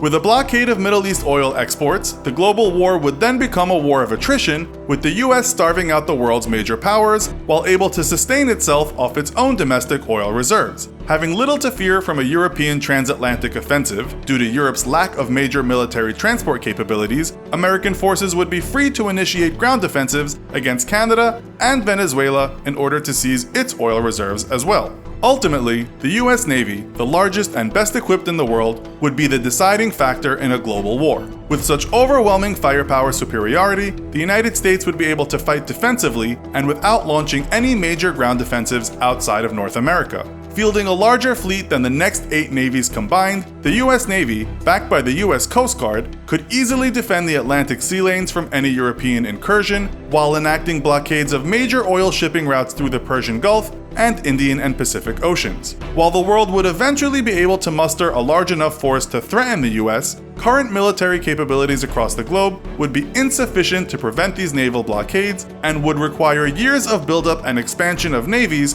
from every modern nation. With the majority of global oil trade shut off by naval blockade, however, European and Asian economies would quickly shrink or outright collapse, making such a buildup improbable and ensuring an eventual US victory. Yet that victory would come at a titanic cost to even the US's own economy, and in the end, the entire global economy would likely shrink to levels not seen since the end of the Second World War. In recent years, China's aggressive expansion of its military presence on disputed South China Sea territories has highlighted for the nation's leadership the necessity for a blue water or ocean-going navy. As the cornerstone of any modern naval force, the Chinese turned their ambition towards developing a homegrown aircraft carrier. Now, nearly a decade after refitting a half-built former Soviet carrier as a test ship, the Chinese have recently put to sea their first indigenous aircraft carrier, the Type 001A. Meanwhile, the USA is simultaneously launching its newest model of aircraft carriers, the Ford class, as it finishes a 3-year pivot of its naval forces to the South Pacific in preparation for a possible confrontation with an increasingly aggressive China. Today, we'll take a look at a potential showdown between two of the mightiest ships ever constructed in this episode of the Infographic Show, the Chinese Type 001A versus the US Ford-class carrier. To determine a victor, the ships will go head-to-head in 3 key areas: crew, speed/power, and armaments. China's Navy is re-entering blue waters for the first time in over a century and faces a combat-proven United States Navy. But who would win in an all-out fight? A modern aircraft carrier is essentially a small, floating city, housing a crew of thousands who must flawlessly execute dangerous takeoff and landing operations 24 hours a day, 7 days a week, in all weather conditions. In combat, crews can potentially be launching and recovering 240 aircraft a day, meaning that this small city must operate in perfect unison at all times, and all the while with hundreds of thousands of pounds worth of live bombs and jet fuel on or below the flight deck. Needless to say, crew expertise is a critical component of any aircraft carrier. The American Ford class is entering service into a Navy with a rich aircraft carrier tradition. Both in its own wars and assisting allies or UN forces, the aircraft carrier has been the tip of American power for over 70 years, and its pilots and crews indubitably the most experienced in the world. During the height of carrier-based strikes during the invasions of both Iraq and Afghanistan, American carriers were generating sortie rates of more than 200 a day, an absolutely incredible feat of teamwork and expertise. The Chinese, meanwhile, have only now reached 6 years of aircraft carrier experience. For any new navy, and especially its pilots, the task of operating and launching sorties from a carrier is a difficult and often painful one to master. Landing a 70,000-pound airplane atop a moving deck in the middle of the ocean is an incredibly difficult task for any airman, and Chinese pilots were not only learning how to do this for themselves, but actually designing the training program for future pilots simultaneously. Due to Chinese censorship, exact figures are impossible to verify, but it is clear by the leak of reports of ongoing accidents involving pilots both at sea and testing carrier technologies on dry land that the Chinese are finding the process of cutting their teeth on carrier operations to be as painful as any other nations. Another important factor, however, is the Chinese government's shaky faith in its own troops due to decades of corruption. As he assumed office in 2012, Chinese President Xi Jinping was warned by senior staff that they doubted China's ability to fight and win any war due to the prevalence of corrupt and incompetent military leadership. Xi would immediately launch a series of historic anti-corruption purges, announcing in 2016 that an incredible 1 million officials had been punished for corruption. Western observers note that corruption is still a major concern for Chinese leadership, and also point at a 3 times lowering of military recruitment standards as signs of questionable fitness from its service members. Still, the launching of the Type 001A clearly signals a Chinese Navy that's shaping up and literally shipping out. Shaking off the dark shadow of corruption and boldly stepping forward into its first carrier program, China is still unfortunately overwhelmingly outclassed by America's experience, giving the Ford class the advantage for crew expertise. Our next critical assessment of the two aircraft carriers lies in the area of speed. Aircraft carriers are the vanguards of a nation's naval forces, and as such need to be fast enough to get to hotspots anywhere in the world quickly. Speed isn't just important for getting to war fronts quickly though, but also to make a carrier harder to detect and target. By staying in constant motion, an aircraft carrier is much harder to neutralize than an airfield, but can be just as big a threat. America has a long history of forward deploying its carriers around the world, and thus it's no surprise that speed was a big priority for the US Navy, with the Ford class displacing a whopping 100,000 tons and still reaching speeds in excess of 35 miles per hour. By comparison, the Type 001A is a lithe 70,000 tons and travels at 36 miles per hour. Slight, but the advantage would seemingly still go to the Type 001A, except for the reason why, though it is 30% lighter, the Type 001A is only 1 mile per hour faster than the Ford class. Nuclear power. The US Nimitz class, which the Ford replaces, carries dual nuclear reactors capable of generating a combined 450 megawatts of electricity, but the 40-year-old design is incapable of generating enough power for modern systems. The Ford class was thus designed not only to operate modern power-hungry electronics, but with a projected service life of 90 years, its nuclear reactors can generate up to 700 megawatts, over 25% more than its Nimitz predecessors, and leaving plenty of juice for future weapons and upgrades. Though the Chinese Type 001A is faster by a hair, the Americans once more have the advantage courtesy of the Ford's dual A1B nuclear reactors and all the modern and future capabilities a Ford carrier can thus bring to bear. Crew, speed, and power are all important for any vessel. But what about the actual weapons both ships bring to bear against one another? Unlike any other combat vessel, an aircraft carrier is unique in that it is equipped with few, if any, long-range strike capabilities in the form of guns or missiles. Instead, they rely completely on the aircraft they launch for both offense and defense. Because our two carriers would never physically see each other in our hypothetical combat, we instead must look at the combat aircraft each brings to bear. China's Type 001A's exact air wing complement remains unconfirmed, as the ship has only now entered sea trials and is yet years away from being operational. Analysts, however, have estimated that the Type 001A will carry either 4 more fixed-wing aircraft or 8 helicopters than the Type 001, bringing its air wing to 24 to 28 fighters and 17 to 25 helicopters. Once operational, the Type 001A will be equipped with the J-15 Flying Shark fighter jet. Denounced by Russia as a copy of their Sukhoi Su-33 fighter, the J-15 is indubitably heavily influenced by the Su-33, but features indigenously developed technologies, an important goal for Chinese military aviation. However, by China's own admission, the J-15's engines are not as powerful as either the Russian Su-33s or the American Super Hornets, requiring the Type 001A carrier to be equipped with a ramp-like ski jump to help get the plane into the air. Its weaker engines and need for a ski ramp for takeoff assist means that the J-15 cannot take off with as much fuel or weapons as an American plane, a critical vulnerability in carrier-on-carrier combat. By comparison, the American Ford class is predicted to field between 75 and 92 aircraft, potentially tripling its combat power versus the Chinese Type 001A. More important, though, is the configuration of the American air wing versus the Chinese air wing. A Ford-class carrier will be equipped with stealthy F-35s, EA-18G Growler electronic attack jets, MQ-25 Stingray refueling and reconnaissance drones, and E-2D Hawkeye airborne early warning and control aircraft. The addition of electronic attack, airborne refueling, and early warning aircraft to the American Air Wing means that US jets will be able to fly further, for longer, and fire first on radar-jammed and blind Chinese fighters. In the combat calculus of armaments, it is a no-contest win for the United States, who comes armed with triple the firepower and more sophisticated fighter and support aircraft. So who would win in a fight between the Chinese Type 001A and an American Ford-class carrier? The United States brings proven combat veterancy and decades of experience in both operating and building aircraft carriers. Its new Ford-class carriers are not only based on a proven design, but will come equipped with the world's first 5th-generation aircraft and have plenty of capability to adopt emerging technologies such as energy and railgun weapons. While a brave and very impressive start, the Chinese Type 001A is still just that, a start based on an obsolete design for a nation that for decades had no interest in aircraft carriers. Still, some critics argue that the Ford class is too ambitious and fields too many new technologies that have never been tested in combat.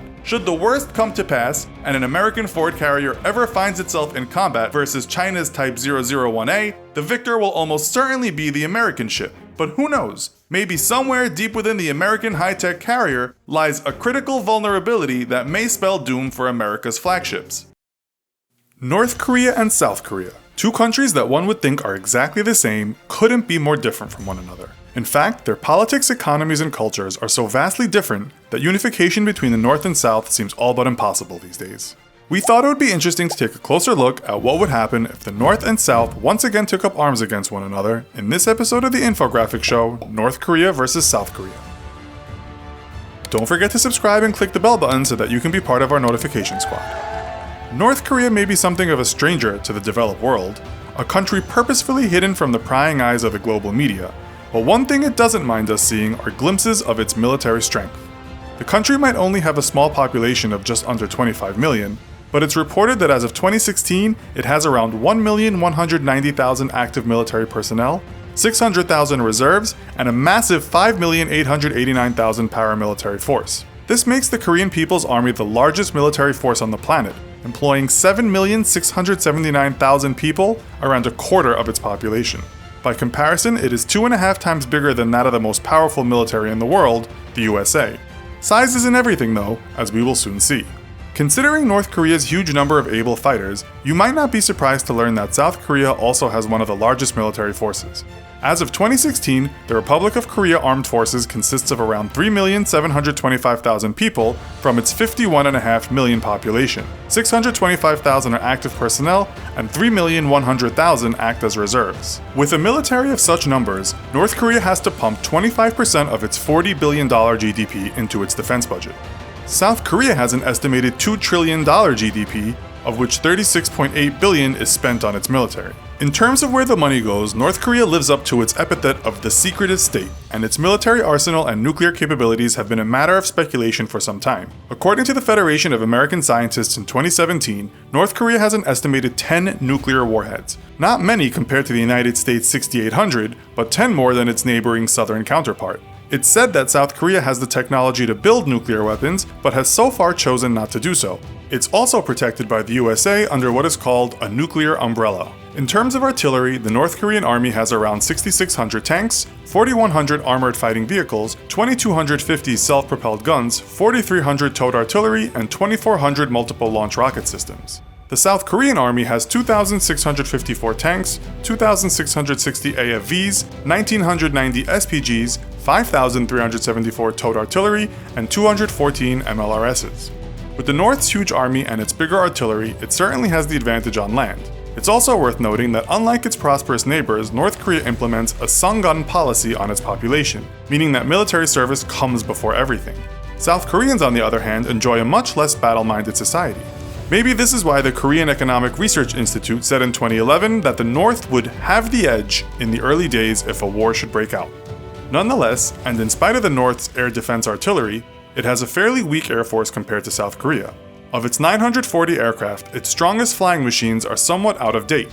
Its fleet partly consists of around 40 Mikoyan MiG-29 Fulcrums, 105 MiG-23 Floggers, and 35 Sukhoi Su-25 Frogfoots. These planes may have been at the forefront of military aviation in the 70s and 80s, but technologically speaking, they pale in comparison to today's military aircraft. According to the Pentagon, the majority of Pyongyang's arsenal consists of only vintage machines. The Republic of Korea Air Force is far more advanced. It consists of around 1,500 aircraft, much of which is uber-modern compared to its foe. While it's still awaiting an order of 40 F-35 Lightning IIs, possibly the world's most advanced jet fighter designed in the US, it also has a number of F-16 Fighting Falcons, F-15K Strike Eagles, and F-A-50s. Even North Korea's respected anti-aircraft missiles would be hard-pushed to defend the country against such aerial might. In terms of naval power, North Korea has again been accused of being completely out of its depth in terms of technology, with most of its fleet being built in the 50s and 60s. While it has a large number of vessels, they would not be a viable threat if conflict should occur. In total, it has 0 aircraft carriers, 4 frigates, 0 destroyers, 6 corvettes, 78 submarines, 528 coastal defense craft, and 23 mine warfares. South Korea, by contrast, has a modern navy with its own shipbuilding industry said to be at the forefront of maritime design. In total, it has 1 aircraft carrier, 12 frigates, 12 destroyers, 16 corvettes, 15 submarines, 70 coastal defense craft, and 11 mine warfares. When it comes to North versus South in the sea, the general conclusion is we should look at quality, not quantity, with most critics stating the technology of both sides is hardly even comparable. A battle must also be fueled, and here both North Korea and South Korea lack the oil for any kind of protracted conflict. The North produces around 100 barrels of oil per day and consumes around 15,000 barrels a day. It has no oil reserves. The South produces around 500 barrels a day, consumes 2,325,000 barrels daily, and also has no proven oil reserves. It's debatable if any country would come to the aid of North Korea if a war should break out with South Korea. The South, on the other hand, has the advantage of the US as an ally, with 30,000 US troops already stationed in South Korea. It's thought that while North Korea's land advantage might get them off to a good start, it would only be a matter of time until the South and its allies took out anti-aircraft missile sites, command and control centers, its land artillery, and finally the country's infrastructure. If the North decided to use its nuclear arsenal, there are 2 things that could happen. Either its population would be decimated by US nuclear missiles, or its nuclear weapons would be captured in a land invasion. Given the vast and deadly consequences of the former, it's likely the latter would be the best option. Ultimately, North Korea, even with its huge number of personnel and some say exaggerated weapons programs, would be no match for South Korea and its main ally, the USA. Such a conflict would be devastating, however, and it's one the world does not want to see.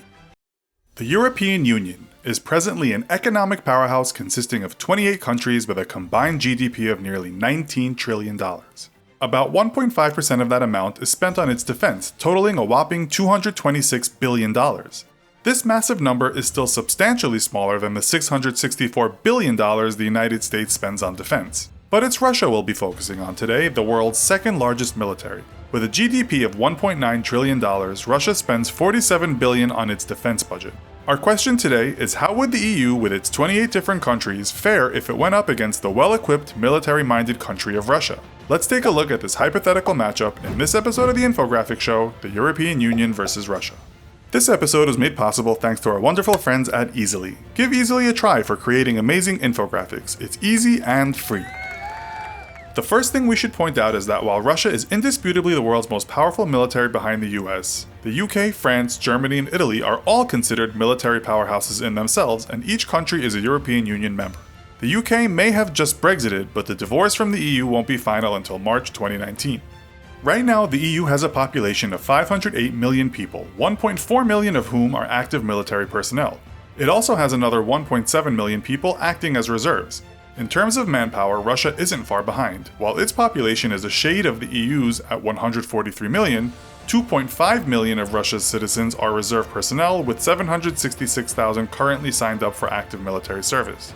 As far as weaponry is concerned, we should broach the not-so-pleasant subject of an all-out nuclear war and the all-but-assured ensuing apocalypse. In the case of such a disaster, Russia is the bigger foe, with a huge arsenal of nuclear weapons. It's also worth pointing out that the US is an ally of Europe, and it has an even bigger arsenal of these megabombs. If we get down to the numbers, Russia reportedly has 1,920 deployed warheads, meaning the missiles are good to go. It has another 5,380 warheads waiting in the wings or ready for dismantlement. The EU has a very small slice of the nuclear pie, with the UK and France being the only proprietors of nuclear weapons in Europe. The UK has 160 deployed warheads, 65 in reserve, while France has 290 deployed warheads and 10 in reserve. All the nukes in the world couldn't destroy humanity through blast force alone, but millions could die, certainly decimating the populations of Europe and Russia. It's thought the biggest of nuclear bombs, Russia's Tsar Bomba, if dropped on a densely populated city such as New York, could kill as many as 7.6 million people on impact. But if Russia and the EU did get into a nuclear war, the eventual radiation fallout and blocking out of the sun would cause massive illness and death, and also ecosystem destruction. Russia versus Europe nuclear war ends in a draw. Both sides lose. On a lighter note, let's have a look at both sides' less destructive weapons. In terms of land weapons, the EU has 6,700 tanks, 48,971 armored fighting vehicles, 2,312 self-propelled guns, 3,492 towed artillery, and 1,069 multiple launch rocket systems.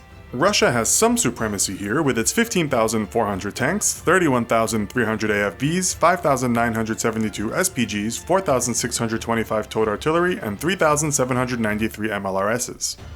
Who has the best tank is a debate in itself, but here each side holds up pretty well. Russia mounts a serious challenge with its T-90S and its new super tank, the next generation T-14 Armata. Europe is no slouch though when it comes to tanks. Highly rated in the best of these armored beasts list is Germany's Army Leopard 2A5, the UK's Challenger 2, and France's Leclerc. In the air, again there's compelling evidence that each side would hold its own if a war should break out. Russia has 3,100 aircraft, including its deadly multi-role fighter, the Sukhoi Su-35, as well as its interceptor, the MiG-31. Europe has a much bigger air force with 6,751 aircraft and a handful of leading fighter jets. The EU's ace in the hand here is probably the Eurofighter Typhoon, a feat of engineering that was a collaborative effort from UK, Germany, France, Italy, and Spain. France's Omnirole jet fighter, the Dassault Rafale, is also highly rated. While Britannia Great Britain may have boasted throughout late history that it rules the waves, that may not be the case these days. Britain's Royal Navy is said to be one of the best, but it's still thought to be less powerful than the Russian Navy. Combining Europe, though, makes all the difference, not only in engineering skills but also sheer numbers. The EU has a total of 61 submarines, 102 frigates, 21 destroyers, 39 corvettes, 167 mine warfare craft, 210 patrol craft, and 4 aircraft carriers. Russia has a total of 60 submarines, 4 frigates, 15 destroyers, 81 corvettes, 45 mine warfare craft, 14 patrol craft, and only 1 aircraft carrier. If we reflect on those numbers, we might come to the conclusion that indeed Britannia no longer rules the waves, but the EU could certainly challenge any superpower in the sea. To to power these massive militaries takes a lot of oil, certainly if the war was a protracted one. Here the EU is lacking as it only produces about 1.7 million barrels of oil a day while consuming much more than that amount. It's also got around 5.6 billion barrels of oil in reserve. Russia significantly has the upper hand, producing 10 million barrels daily and consuming only 3.3 million barrels a day. It has a huge 80 billion barrel oil reserve. There's little doubt, however, that if this hypothetical war did happen, the world's largest military, the USA, would have the back of the EU. This would change matters considerably. There is also the issue of each country's technological capabilities. Throughout 2 world wars, Germany and the UK developed the technology which sparked the computer age. Europe and its allies are currently developing automatized military systems, complex spying technologies, drone technology, and perhaps not too far from now, soldiers of war that are not human, but robots. We can presently assume that the EU, with the US on side, is ahead in terms of computer technology, but Russia, possibly with China on side, would not be too far behind. As has been demonstrated in numerous documentaries, the Internet of Things could change how wars are fought. Weapons with machine learning artificial intelligence may also change the landscape of destruction. At the same time, if you can hack a nuclear missile launching system, it's probably game over for the other side. As for allies, Russia doesn't have too many.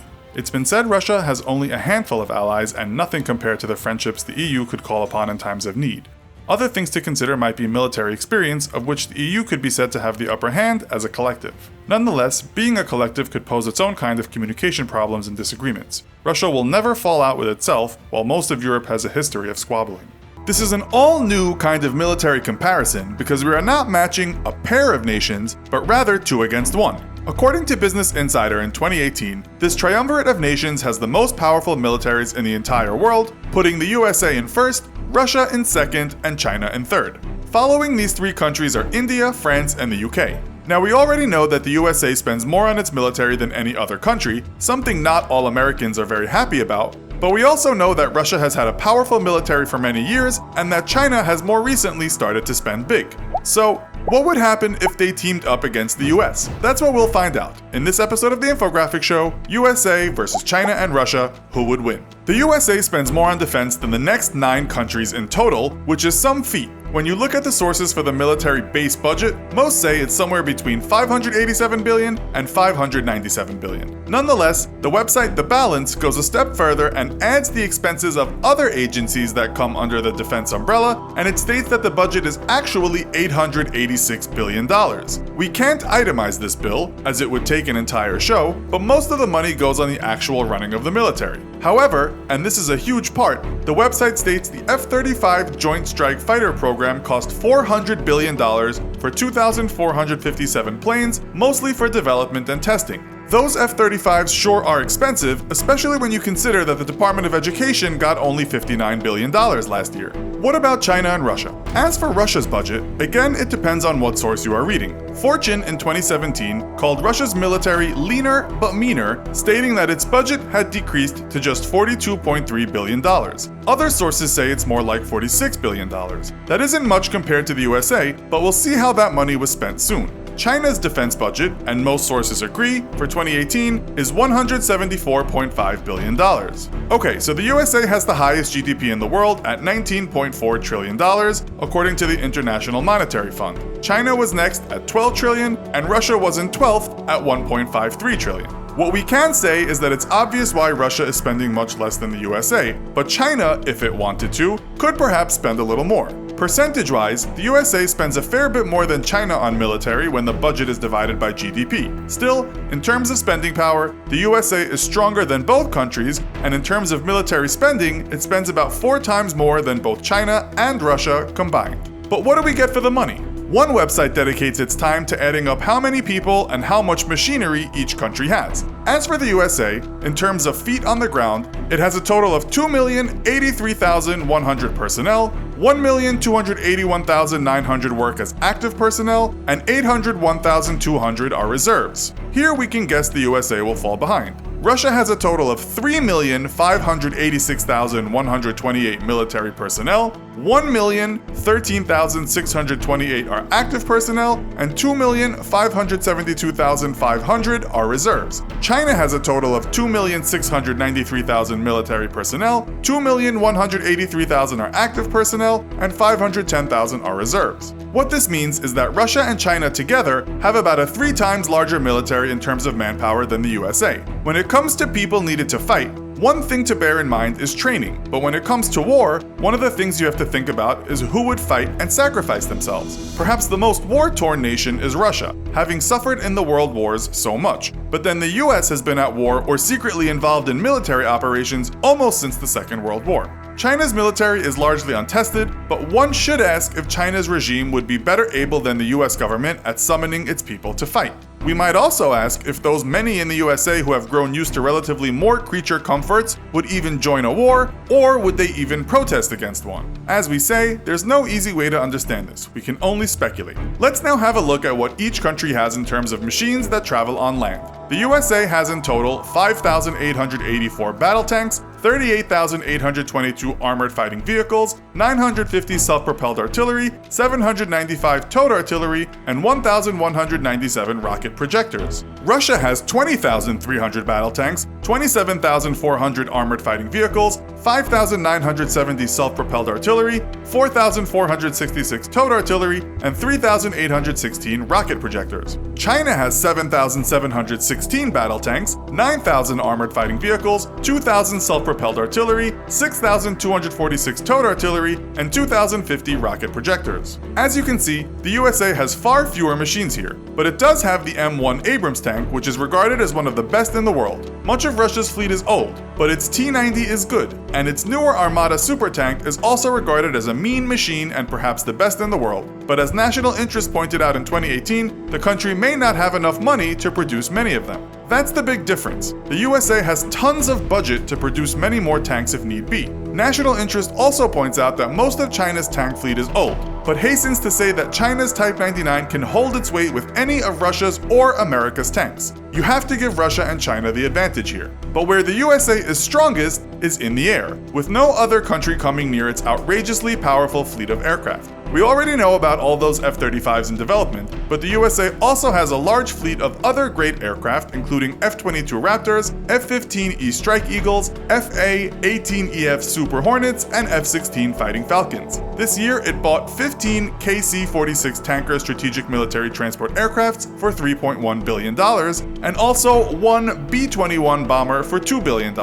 We might also wonder what's going on with stealth aircraft at that secretive place called Area 51. Still, Russia has hundreds of Sukhoi Su-35s, and no one has ever doubted this aircraft is as good as any that exist. As backup, it has fleets of MiG-29s, Su-27s, and MiG-31s. Looking at the future and 5th generation aircraft, Russia is quietly building the Sukhoi T-50 PAK-FA, which National Interest said is as good as anything out there, while the airplane Russia calls the Ghost, the Su-57 stealth fighter, is currently under development. China is no slouch either, with its ready-for-battle Chengdu J-10s and J-20s. You'll find all of these aircraft we've mentioned on top 10 lists, with pundits not always agreeing on which takes first place. All we can say is that the US has more cash to build more, and perhaps a more experienced air force. As for the Navy, the US holds an ace in the hole with its large fleet of 20 strong aircraft carriers, expensive things but extremely important in war. The biggest and perhaps best of its kind is the USA's Gerald R. Ford,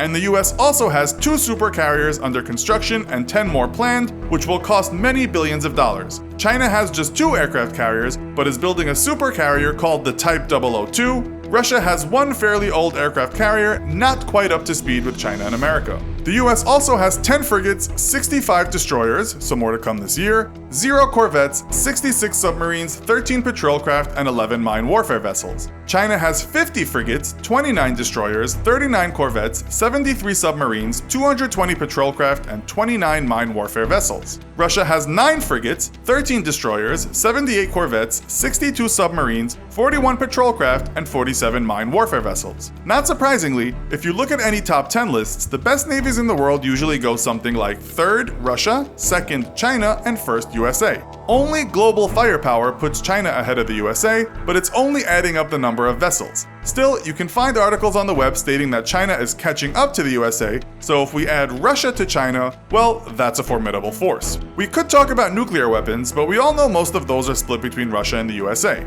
China has some, but no one knows how many exactly. We could also wonder if any country could prevent any missiles hitting in the event of a nuclear war, but it's likely it would just mean all-out destruction. So, in terms of who would win this hypothetical matchup, and let's say the USA didn't have any allies, such as its favorite big brother the UK, we'd have to say Russia and China. The USA may have the money, but both China and Russia are developing all kinds of new weapons to match any weapons in the US. On top of that, you just have so much more manpower. It would, in the end, overwhelm the USA.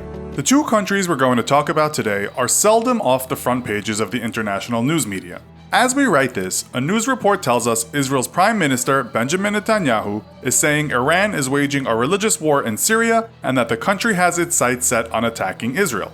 Iran calls for our destruction, but it's also seeking nuclear weapons to carry out its genocidal designs, said the Prime Minister. Meanwhile, the Israeli-Palestinian conflict must be one of the most divisive issues out there, with much of the press and public painting Israel as the villain. We won't get into the politics of it all, but with these countries being on everyone's mind, we thought we'd match them up militarily. Without further ado, welcome to this episode of the infographic show, Iran versus Israel. Let's start with the money. Israel's defense budget for 2018 was reported as being $20 billion, which includes the yearly stipend the country gets from the USA, approximately $3.8 billion. We might also add that the Israeli defense minister is asking for another $1.4 billion to fund a military that is constantly in action. Here we will also add that Israel is to some extent under the protection of the United States, but today we'll be focusing on Israel's military alone and not its power when its ever-faithful big brother steps in to assist. Iran's military budget is considerably lower than Israel's, reported as $14.1 billion for 2017. Although, a Forbes article in 2018 said things are about to change, and perhaps that's why traditional military sites are not reporting the 2018 budget. Forbes writes that the Islamic Revolutionary Guard Corps, part of Iran's armed forces designed to protect the Islamic Republic, is due for a massive injection of cash. The IRGC will receive $8 billion from Iran's fiscal budget, writes Forbes, adding that Iran plans to spend large, even if that poses a threat to the welfare of its citizens. Forbes says Iran's Ministry of Intelligence and Security will get $1 billion, and it seems the rest will go to the traditional military. If this increased spending happens, then Iran will have more to spend than Israel, but not by much. As for people on the ground, Israel has 615,000 military personnel. 170,000 are active personnel, and 445,000 are reserves. Add to that Israel's Shayetet 13, a special operations outfit said to be one of the best. As we said in our last show, something to bear in mind is conscription in Israel. Most Israelis, when they reach 18 years old, will become part of the military. Service time is 2 years, 8 months for men, and 2 years for women. We must remember, this means Israel has a hell of a lot of young people already trained to fight, or that have actually been involved in warfare. It's not all action, of course, with some jobs being just hanging out as a safety precaution on one of Israel's many kibbutzim. Iran has a bigger force, though, with a total of 934,000 military personnel, 534,000 are active personnel, and 400,000 are reserves. Iran also has conscription, but it's only applicable to men. That means once Iranians reach the age of 18, they must do somewhere between 18 months and 2 years in the military. We might also point out that while women are not conscripted, some do volunteer. Iran also has its special forces, from the Marines to its elite Quds Force, and the Sabarin Takovar Battalion, a special unit of the Islamic Revolutionary Guard Corps. Okay, so what about equipment on the ground? Israel has a fairly modern and well-maintained bunch of machines. This includes 2,760 battle tanks, 10,575 armored fighting vehicles, 650 self-propelled artillery, 300 towed artillery, and 148 rocket projectors. We might add that part of this is the Merkava 4 main battle tank, which National Interest said in 2017 just might be the best in the world. We might add that National Interest says this about many tanks. What about Iran's tools of the trade? Well, the country owns 1,650 battle tanks, 2,215 armored fighting vehicles, 440 self-propelled artillery, 2,188 towed artillery, and 1,533 rocket projectors. As for tanks, National Interest talked about an Iranian tank that was, you guessed it, one of the best in the world. This is the Karar tank, which was made in Iran and is supposed to be superior to the Russian-made T-90. Iran has a number of older tanks that were made in the USA, the UK, and Russia. We might remember that Iran and the US used to be friends in the past, with the US actually helping Iran to kick off its nuclear program in the 50s. This assistance became known as Atoms of Peace, and yes, that was a term before it became the name of a band started by Radiohead lead singer Tom York. We point this out only to let you know how fickle relationships can be, and so you never know, maybe one day Israel might not be a demi-protectorate of the US. Compared to its land artillery, Israel's air force is quite small. It has 252 fighter aircraft and 252 attack aircraft. Israel has also spent big on 9 F-35s bought from the US and also has over 70 F-16 Fighting Falcons. On top of that, they have F-15 Eagles and F-15 Strike Eagles. So, while small, there isn't much there that hasn't at one point been said to be a top 10 aircraft. Iran has an even smaller fleet with 150 fighter aircraft and 158 attack aircraft. Some of those were the ones given as a gift from the USA in a small fleet F-14 Tomcat fighters. Add to that some rather old American-made multi-role fighters in the McDonnell Douglas F-4 Phantom II and Northrop F-5 Tiger II. Perhaps the best aircraft Iran has is the Russian-made Mikoyan MiG-29 Fulcrum, as well as Russian Sukhoi Su-24s and 25s. In the water, neither country is very strong, with Israel having no aircraft carriers and not much of anything else. In total, the country owns no frigates, no destroyers, 3 corvettes, 6 submarines, 32 patrol craft, and 0 mine warfare vessels. Iran has more to brag about, having a total of no destroyers, 5 frigates, 3 corvettes, 33 submarines, 230 patrol craft, and 10 mine warfare vessels. In numbers, this is at least far stronger than Israel. As for nuclear weapons, we will use a quote we have used before regarding Israel, written in 2017 in National Interest. It says about all you need to know. Israel does not confirm nor deny having nuclear weapons. Experts generally assess the country as currently having approximately 80 nuclear weapons. What about Iran? Well, that's the million-dollar question. CNN wrote this in 2018. Iran does not yet have a nuclear weapon, but does have enough low-enriched uranium for a single nuclear weapon. Then we had a report on June 4th in the British tabloid The Sun that stated Israel intelligence agency Mossad had discovered documents in a warehouse in Tehran that suggested Iran was on its way to making nuclear weapons. Depending on what news source you read, Iran has them already, will have them soon, or has some good to go, but in North Korea. The truth is out there, but we won't say we know what it is. So, who wins? Well, we have to give the edge to Iran. It's just a bigger military in the end. We're not alone. Other pundits, it seems, also give Iran the edge, stating that the country falls just outside of the top 10 most powerful militaries in the world. Today we're pitting the American soldier head-to-head versus the Russian soldier and looking at the different capabilities, training, and equipment that each brings to bear. With tensions starting to heat up between the two former Cold War superpower adversaries, what would a showdown between East and West actually look like from the average soldier's perspective, and who would fare best in a war that would surely be more catastrophic than both world wars put together? First though, let's take a look at the background and recent history of both nations' armed forces. Though no longer the juggernaut that threatened Western Europe with its endless hordes of armored battle tanks, Russia still retains a formidable military. Unlike most nations on Earth, and perhaps with its rival America being the only other exception, Russian troops have faced ongoing combat action since the end of World War II, albeit at a much lower intensity than the United States. The largest conflict in modern times that Russia engaged in was the invasion of Afghanistan in December of 1979. Acting in support of a communist Afghan government, the Soviet Union soon found itself in a similar quagmire as the United States in its own invasion decades later. Ultimately a strategic failure, the Soviet Union finally pulled out of the country almost 10 years later in February of 1989. The United States, by comparison, has been involved in high-intensity combat action nearly every decade since the end of World War II. From Korea to Vietnam, Grenada, Iraq, and then the double invasions of Iraq and Afghanistan, America has fought wars in nearly every climate and continent on Earth. Ultimately though, it would be the US's own invasion of Afghanistan that would best highlight the key differences in American and Russian combat doctrine and capabilities. When Soviet troops entered Afghanistan, they did so much like America, with overwhelming force spearheaded by columns of tanks and infantry fighting vehicles, overwatched by tremendous air support. Also like America, the initial Soviet invasion saw little resistance from the Afghan Mujahideen, who could not hope to match Soviet military power on a one-on-one basis. Much like the United States, Soviet troops had been trained to fight a conventional war against a conventional enemy, NATO, where enemy soldiers were clearly identifiable by their uniforms and battle lines clearly drawn across each side. The Mujahideen would exploit this Soviet warfighting doctrine by instead fighting a guerrilla or asymmetric war, wherein they would launch lightning raids before retreating into the countryside or melting into the local population, thus denying the Russians a chance to bring their formidable firepower to bear on any discernible enemy.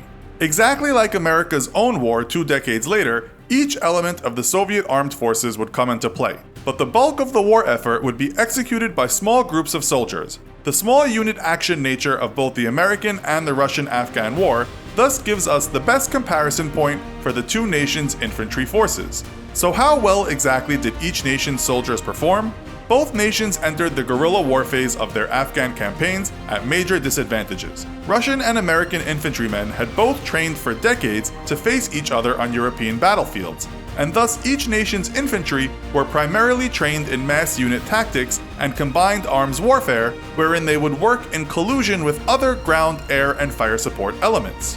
Trained to defeat columns of armored tanks and hordes of enemy infantry, the intimate door-to-door nature of both nations' Afghan war proved a steep learning curve. The very first and greatest weakness exploited by the Afghan Mujahideen was both nations' lack of training and experience in close-quarters combat. During the Afghan-Soviet War, Russian infantrymen became notorious for their extremely poor performance once the enemy closed in to within 50 meters, once even breaking and retreating when a token force of Mujahideen surprised a superior Russian force by popping up from sewer tunnels within mere meters of their position. Just a few years into the war, Russia's performance in close quarters was so poor that troops were mostly kept in fortified garrisons and would rarely engage in routine security patrols. American troops would initially face the same challenges, with similar poor performance. While poor Russian performance was due to a variety of reasons, such as low morale, unwilling conscripts forced to fight, and varying quality of training, American troops instead became a casualty of their own superiority. With unmatched air and ground-based fire support, American infantry had become accustomed to hunkering down when engaged and calling in for overwhelming fire support to destroy the enemy, a luxury that Russian troops did not always enjoy. However, faced with a door-to-door war and an enemy that struck from amidst the civilian population, the Americans were forced to forego their fire support advantages and would have to fight soldier to soldier like their Soviet counterparts had 2 decades prior. During the first 2 years of the war, this proved to be a very painful lesson.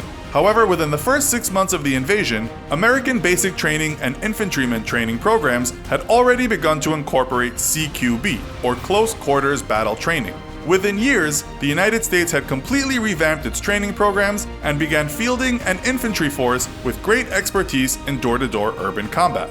Though other factors, such as technology and more advanced equipment, would play a role in minimizing US casualties versus their Soviet counterparts, it is American flexibility that would ultimately see them perform far better than the Soviet Union soldiers had decades earlier. Not only did the United States exhibit greater flexibility in its national training structure, but this adaptability has for a long time been a hallmark of American warfighting doctrine.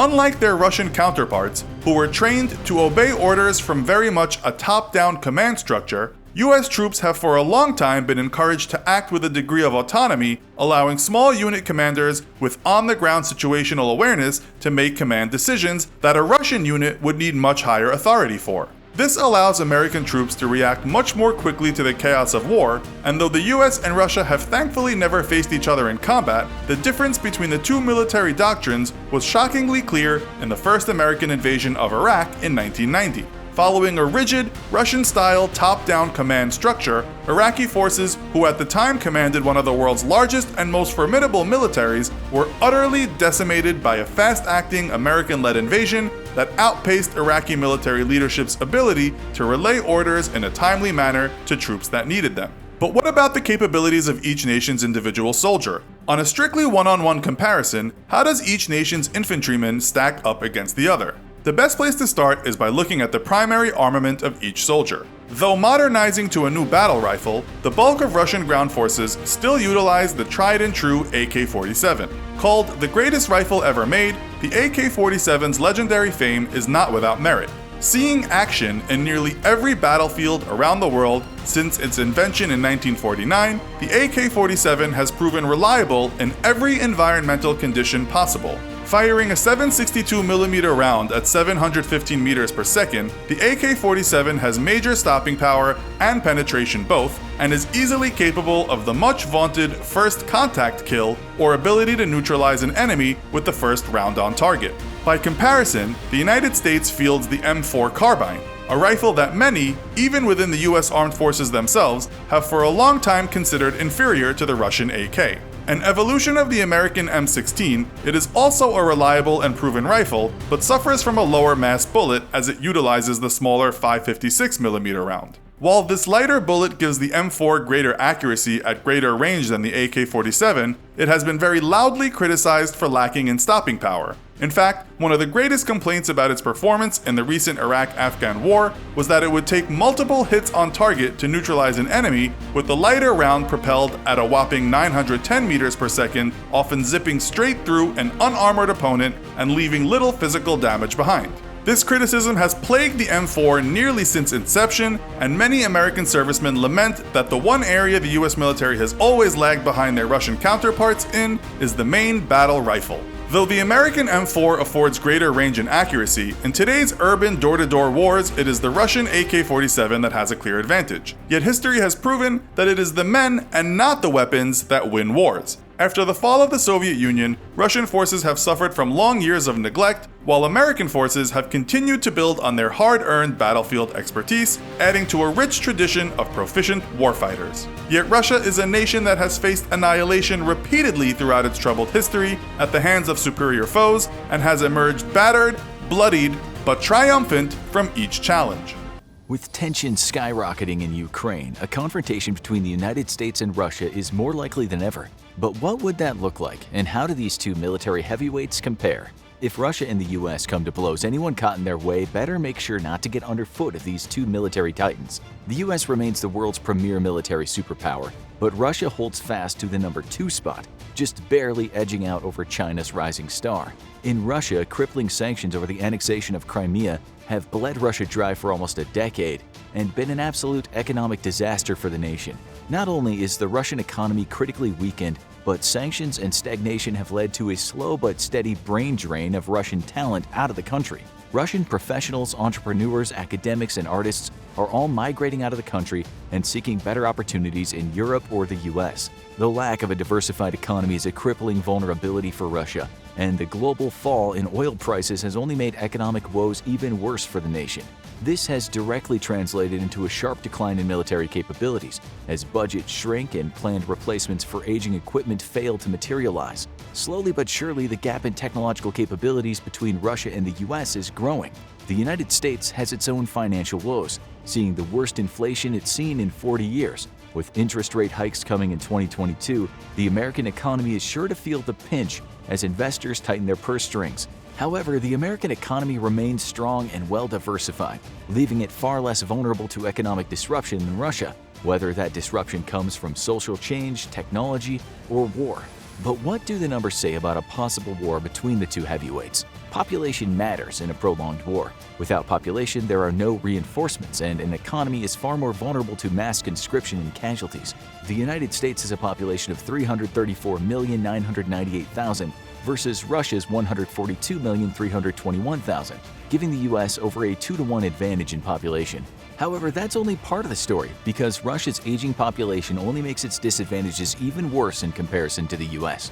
The US has approximately 147,399,000 conscripts potentially available to fight a brutal multi-year conflict, while Russia only has 69,737,000.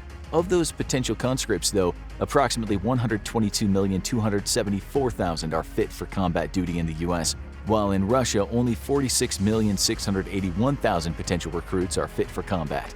Every year, 4.4 million American youth reach military age, but Russia's population crisis sees only 1.3 million youth reach military age. Both nations are experiencing a decline in birth rates, with the US birth rate at 1.70 and Russia's at 1.50. This is below the 2.1 birth rate required to sustain a population, but the United States continues a positive population growth thanks to healthy amounts of immigration. Russia, on the other hand, is experiencing a population decline. In simple terms, if the two powers engage in a mass casualty conflict that spans multiple years, Russia will be bled dry long before the US is. A modern war, however, will likely be too fast and brutal for population trends to determine a winner, even if it doesn't turn nuclear. That's why what might matter most is the number of personnel both countries can muster within months of hostilities starting. The United States enters a potential conflict with a military of 1.39 million strong, while Russia maintains an active duty force of 850,000. The difference is staggering, with the US military almost twice as big as the Russian military, giving the US an immediate numerical advantage. Another advantage the US enjoys is a professional all-volunteer fighting force, while Russia has had to cancel plans to transition to an all-volunteer force due to economic woes and shrinking budgets. However, Russia has come a long way from when its military was staffed primarily by conscripts, and today only about 30% of the Russian military is conscripted, or about 225,000. The disadvantage is still significant, though. A professional all-volunteer military is more likely to retain highly trained individuals who over time transition into senior leadership positions. This fills the upper echelons of an all-volunteer force with seasoned veterans who make all the difference in combat operations. A conscripted military, however, struggles greatly to retain individuals over the long term, leading to veterancy issues and a lack of well-tested command corps. There's no direct way to measure the advantage of an all-volunteer military versus a partially conscripted one, but throughout history, volunteer soldiers routinely outperform conscripted soldiers, which is what made mercenaries so attractive to world powers throughout most of human history. The United States thus enjoys another advantage over Russia, though that advantage has shrunk due to Russia's growing professional military. A critical component of any army, though, is the strength of its reserve force, especially in modern high-intensity warfare that can see regular forces quickly rendered combat ineffective. The United States maintains a significant reservist force of 442,000 personnel versus Russia's 250,000. In terms of reservists, the U.S. enjoys both an advantage in numbers and training.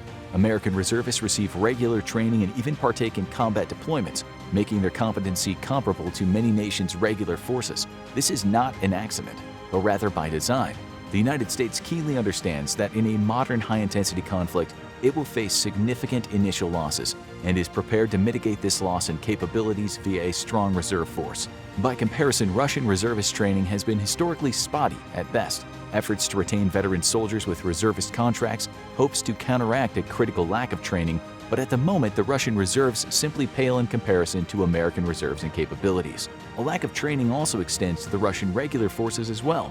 Though great leaps have been made to increase the readiness of combat troops, large exercises, however, are not cheap and can produce a great deal of wear and tear on equipment, something that is a critical concern for a Russian army fielding aging equipment and with a limited budget. Thus, while the Russian forces have undergone an increase in military drills in the last decade, they still fail to match the training tempo of their American counterparts. The Russian air forces have also seen a dramatic reduction in training, with most pilots flying only between 100 and 120 hours per year. The United States was matching this rate until 2019, when it pushed for an increase to an average of 200 hours per year. Aging military aircraft in both militaries is directly leading to skyrocketing maintenance expenses, and flight hours are threatened with further reduction for both militaries. Big buys of F-35 and 4.5 generation F-15 and F-18s by the US, though, seeks to replace its aging fleet, which has an average age of 28 years. Russia, on the other hand, is procuring jets at a much slower rate. The US spends $770 billion on its military, while Russia spends $154 billion. While adjusted for purchasing power parity, though, the Russian defense budget is closer to $170 billion, given that Russia buys much of its equipment from its native defense contractors. The US still retains a massive advantage, but not as large as one might think, given that salaries and benefits are much more expensive for the US than for Russia. Still, in sheer value, the United States purse is exponentially deeper than the Russian war purse, leading to a much greater proliferation of hardware.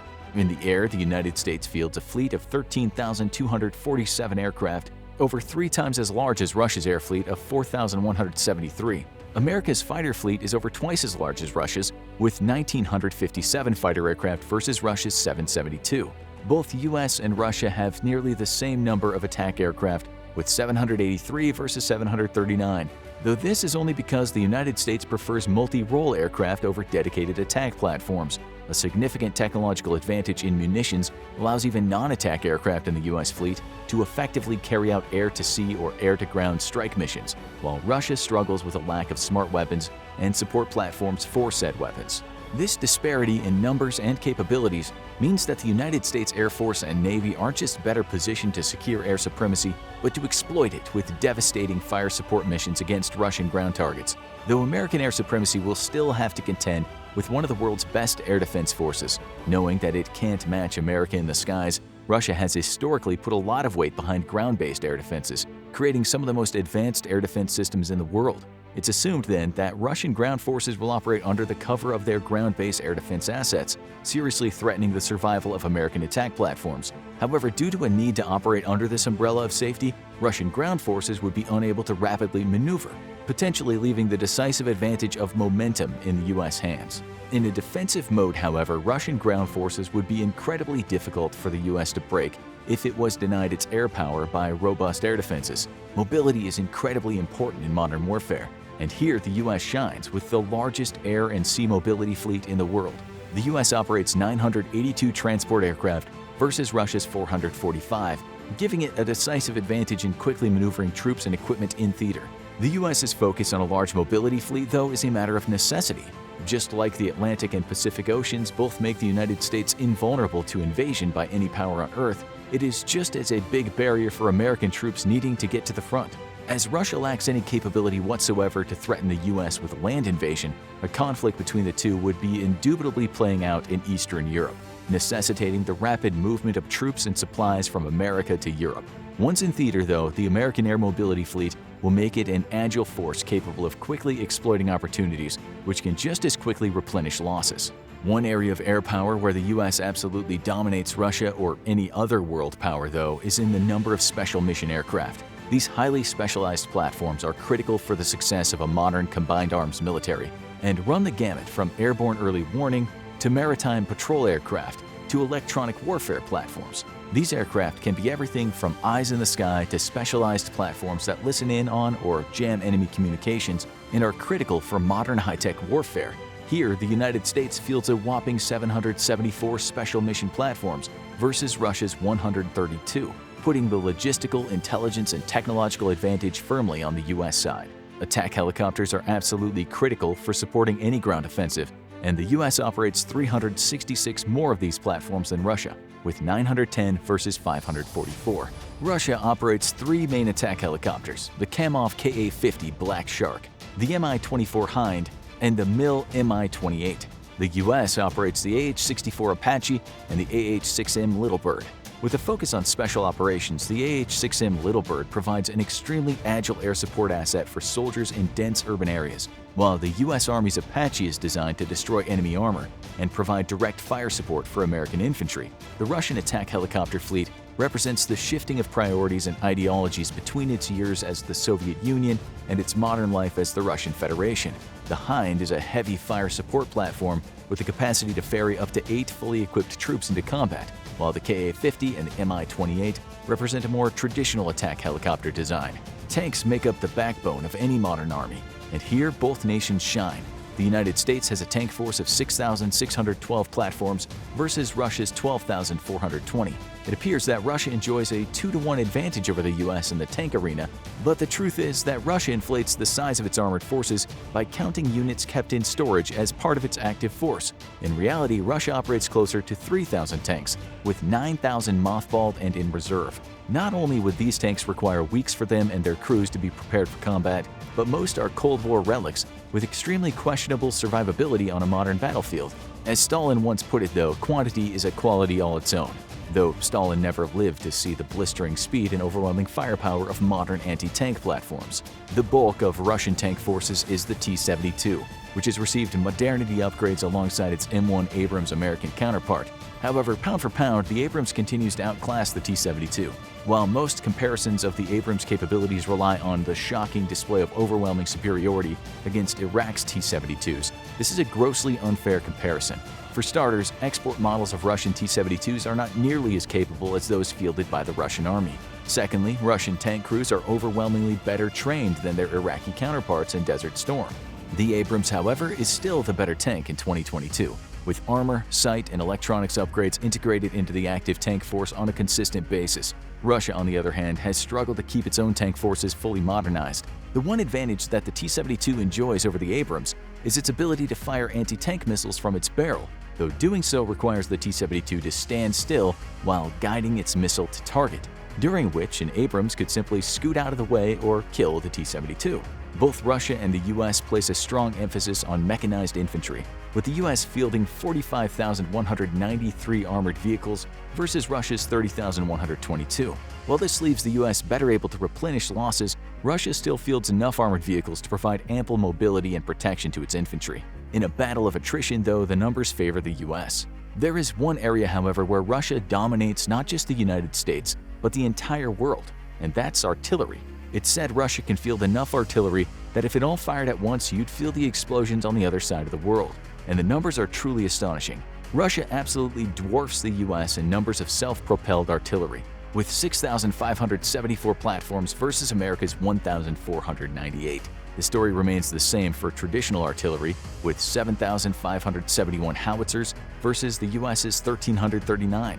Russia also enjoys a 3-to-1 advantage in rocket artillery, with 3,391 units versus the US's 1,366. The difference is a product of both geography and priorities. Russia has traditionally had to be concerned with fighting a massive land battle in either Europe against NATO or Asia against China. The nation has also had to contend with the reality that in battle against its greatest competitor, the United States, it could not count on air platforms to provide fire support for frontline troops. Facing off against a technologically superior foe, Russia placed an emphasis on sheer firepower. Superior American Abrams tanks don't matter much if they can't advance due to withering barrages of Russian artillery.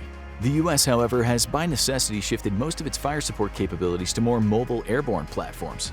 As it faces no threat of invasion or major conflict on its own continent, mobility is more important for the United States military. With a greater focus on technology, mobility, and smart munitions, airborne fire support simply makes more sense to the US military than masses of artillery that need to be transported thousands of miles to any conflict zone. American air-based fire support is far superior even to Russia's masses of artillery on delivering effective fire on target, but only if Russian air defenses can be neutralized. Otherwise, American soldiers might find themselves completely overwhelmed by the world's largest artillery corps. At sea, Russia operates a larger fleet than the United States, with 605 ships versus America's 484. However, the capabilities of America's Navy far surpass those of the Russian Navy, which has historically been the least important of its military branches. Funding priorities reflect this, and today the Russian Navy is in a state of serious decline, operating largely Cold War-era equipment that rarely sees upgrades. The United States currently operates 11 aircraft carriers, with its carrier air forces by themselves larger than most nations' entire air fleets. Russia, by comparison, operates only one, and operates is a term we're using rather loosely here, as the Admiral Kuznetsov is infamous for breakdowns. A remnant of the Cold War, the Kuznetsov is in a perpetual state of disrepair and would be incapable of posing even a moderate threat to US forces before it was destroyed. However, America's mighty carrier fleet is its own vulnerability, with Russia having developed hypersonic anti-ship missiles that present a lethal risk to American naval power. Currently, the United States has no defense against these weapons, except to attack and degrade Russian kill chain assets such as radar tracking installations, communication nodes, and satellites. The United States also operates 9 smaller carriers to support amphibious assault operations, while Russia completely lacks this capability. Amphibious operations would likely not play a big role in a US-Russian conflict, but with the ability to fly the F-35, these mini-carriers would only complicate matters for the Russian Air Force and Navy. Russia does outnumber the US in numbers of submarines, with the US operating 68 versus Russia's 70. However, modernity is an issue with Russia's submarine fleet, and it's unknown how many subs Russia can actually put to sea in case of a war, given the state of poor logistics in the Russian Navy. By comparison, the United States submarine fleet is being steadily upgraded with the acquisition of the Virginia-class attack submarine and are on the whole more capable than Russian boats. The United States outnumbers Russia in numbers of destroyers, with 92 guided missile destroyers versus Russia's 15. While outnumbered and outgunned by major combatants, Russia has a far greater fleet of smaller vessels, which could pose a serious threat if massed together or used to harness US supply lines. Russia has also mounted its Caliber cruise missiles on civilian vessels, meaning that any Russian ship could be a potential deadly threat to an unwary American vessel. On the whole, the American military is larger and more capable than the Russian military in 2022. However, Russia has achieved a breakthrough in hypersonic weapons that the US has yet to match, and has even begun to press those weapons into service. This gives Russia a decisive advantage at the opening of any major hostilities, though its weak economy means that the nation can't fully capitalize on this advantage by fielding hypersonic missiles in significant numbers. This is a trend that tracks all across the board, and has repeated itself with the Su-57 fifth-generation fighter and the T-14 Armata tank. Both of these weapon platforms present deadly threats to their US counterparts, but due to a lack of funding, Russia has been forced to postpone any significant purchases for years, if ever. Today, Russia faces a modernity crisis as its legacy forces are being rapidly outclassed technologically by potential rivals. The United States has its own technological problems, however, and over-reliance on technology might become a critical vulnerability for the US military should its satellite or command and control networks be compromised. An addiction to technology by the United States has also led to a legacy of weapons acquisitions in the post-2000s that is, frankly, catastrophic. Funneling billions upon billions into moonshot after moonshot, the United States has failed to bring few of its new weapon systems in the last 20 years to full maturity. The F-35's capabilities are still so in question that both the U.S. Navy and Air Force purchased significant amounts of F-15s and F-18s to compensate for the potential crisis. The Zumwalt destroyer and littoral combat ships were both complete boondoggles that cost billions and left the U.S. Navy high and dry. The failure of the Future Force Warrior program left the U.S. Army with few working technologies and a massive waste of taxpayer money. A focus on technological moonshots has eroded the United States' technological advantage significantly, and today the American military is in desperate need of new weapons platforms that can not just match, but outcompete those being developed or already in service with the armies of China and Russia. In mid-June 2020, World War III started trending on Twitter again. This time it was because a border dispute in the Himalayas between Chinese and Indian forces turned deadly, killing upward of 20 people. This is the first time since 1975 that the two countries have had a fatal conflict, and the most serious skirmish since 1967. Naturally, as the two nations are populous, militarily powerful, and have nuclear capabilities, the world is biting its nails to see what happens next. But assuming the whole thing doesn't end in diplomacy or a world-consuming mushroom cloud, which country has what it takes to bring home a final victory? Using a mix of historical precedents of the prior conflicts between the two countries and our knowledge of their current military capabilities, we intend to find out exactly whether China or India would win if the two nations went to war today. After all, we're not just talking about dusty hypotheticals here. Relations between India and China have been extremely strained since the Sino-Indian War of 1962, which occurred over the same stretch of the Himalayan border that's causing conflicts today.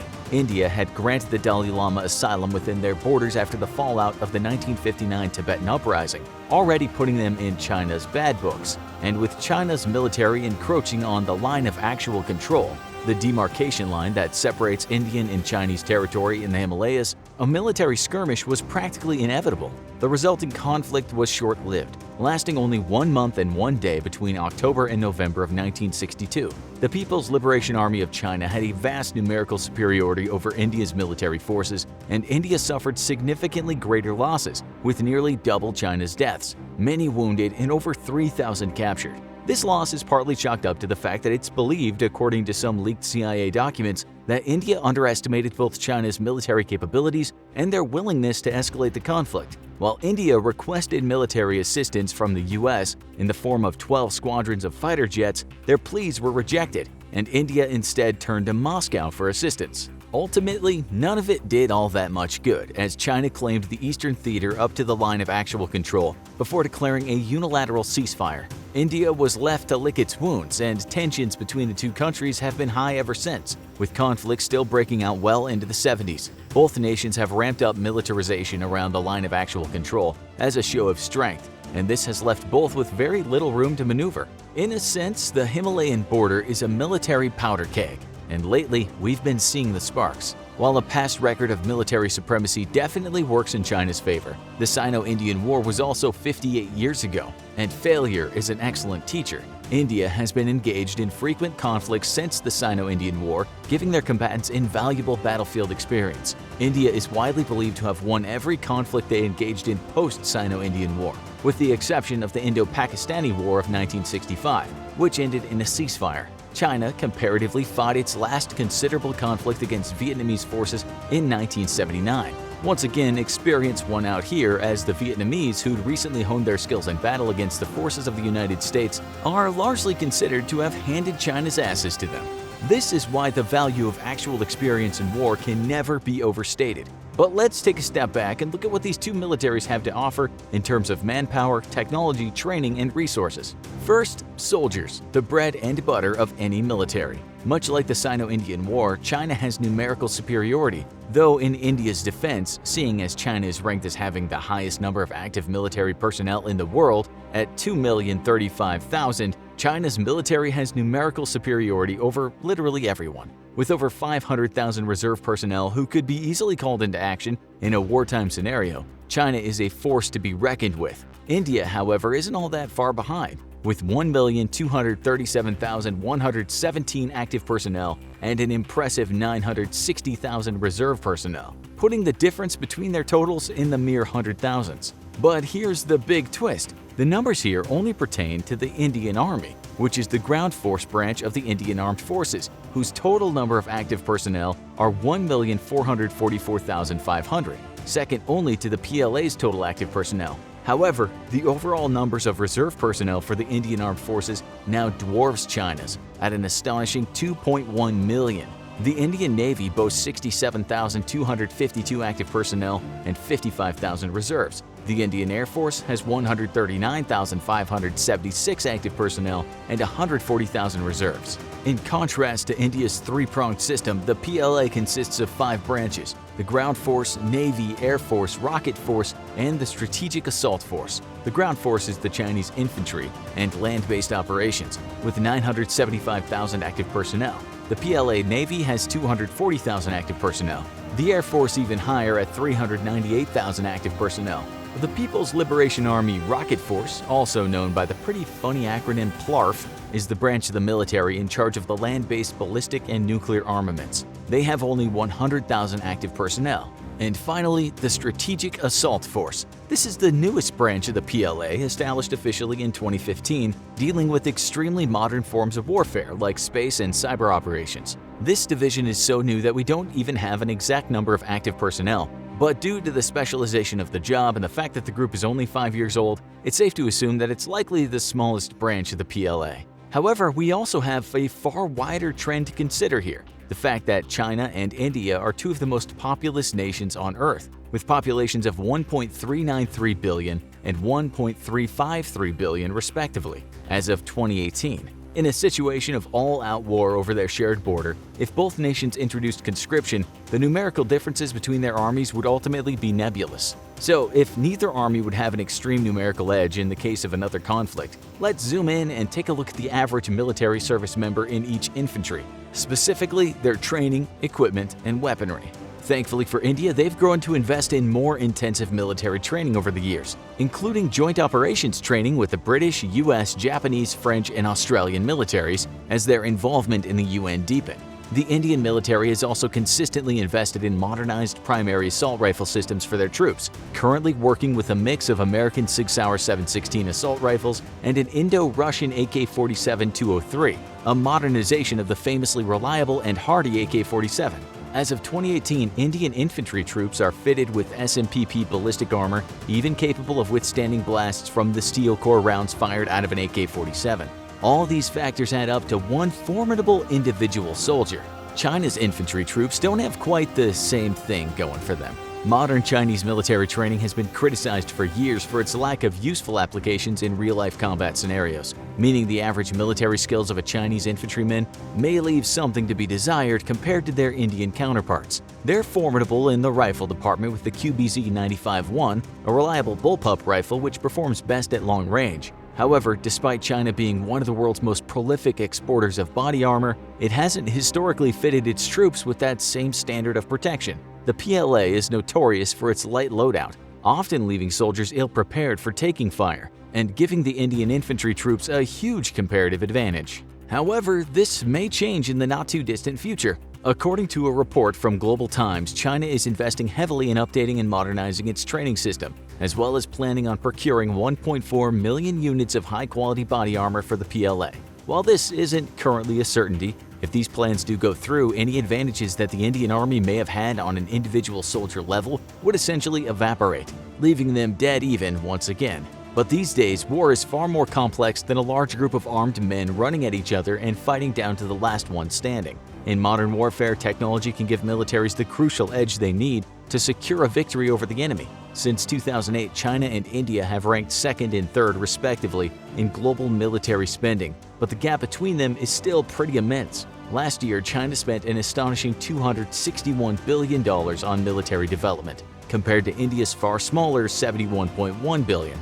This disparity becomes a little more natural when you realize that China's economy is 5 times the size of India's. Let's take a look at how these numbers actually translate into vehicles for their armies, navies, and air forces. While China is generally packing more hardware than India, one exception is in the world of tanks, where India's over 4,200 stands over 1,000 units greater than China's 3,200 plus tanks. However, this doesn't paint the whole picture of China's ground capabilities. If we're looking at the number of armored ground vehicles overall, China's 33,000 dwarfs India's 8,600, giving them considerable ground superiority, bolstered by the fact that they have 10 times more rocket projectors than their Indian counterparts. China also holds dominance over the skies, with 3,210 aircraft compared to India's 2,123. It also has approximately double the fighter and interceptor jets and 507 workable airports compared to India's 346. Once again, sadly for India, this trend continues into the country's navies.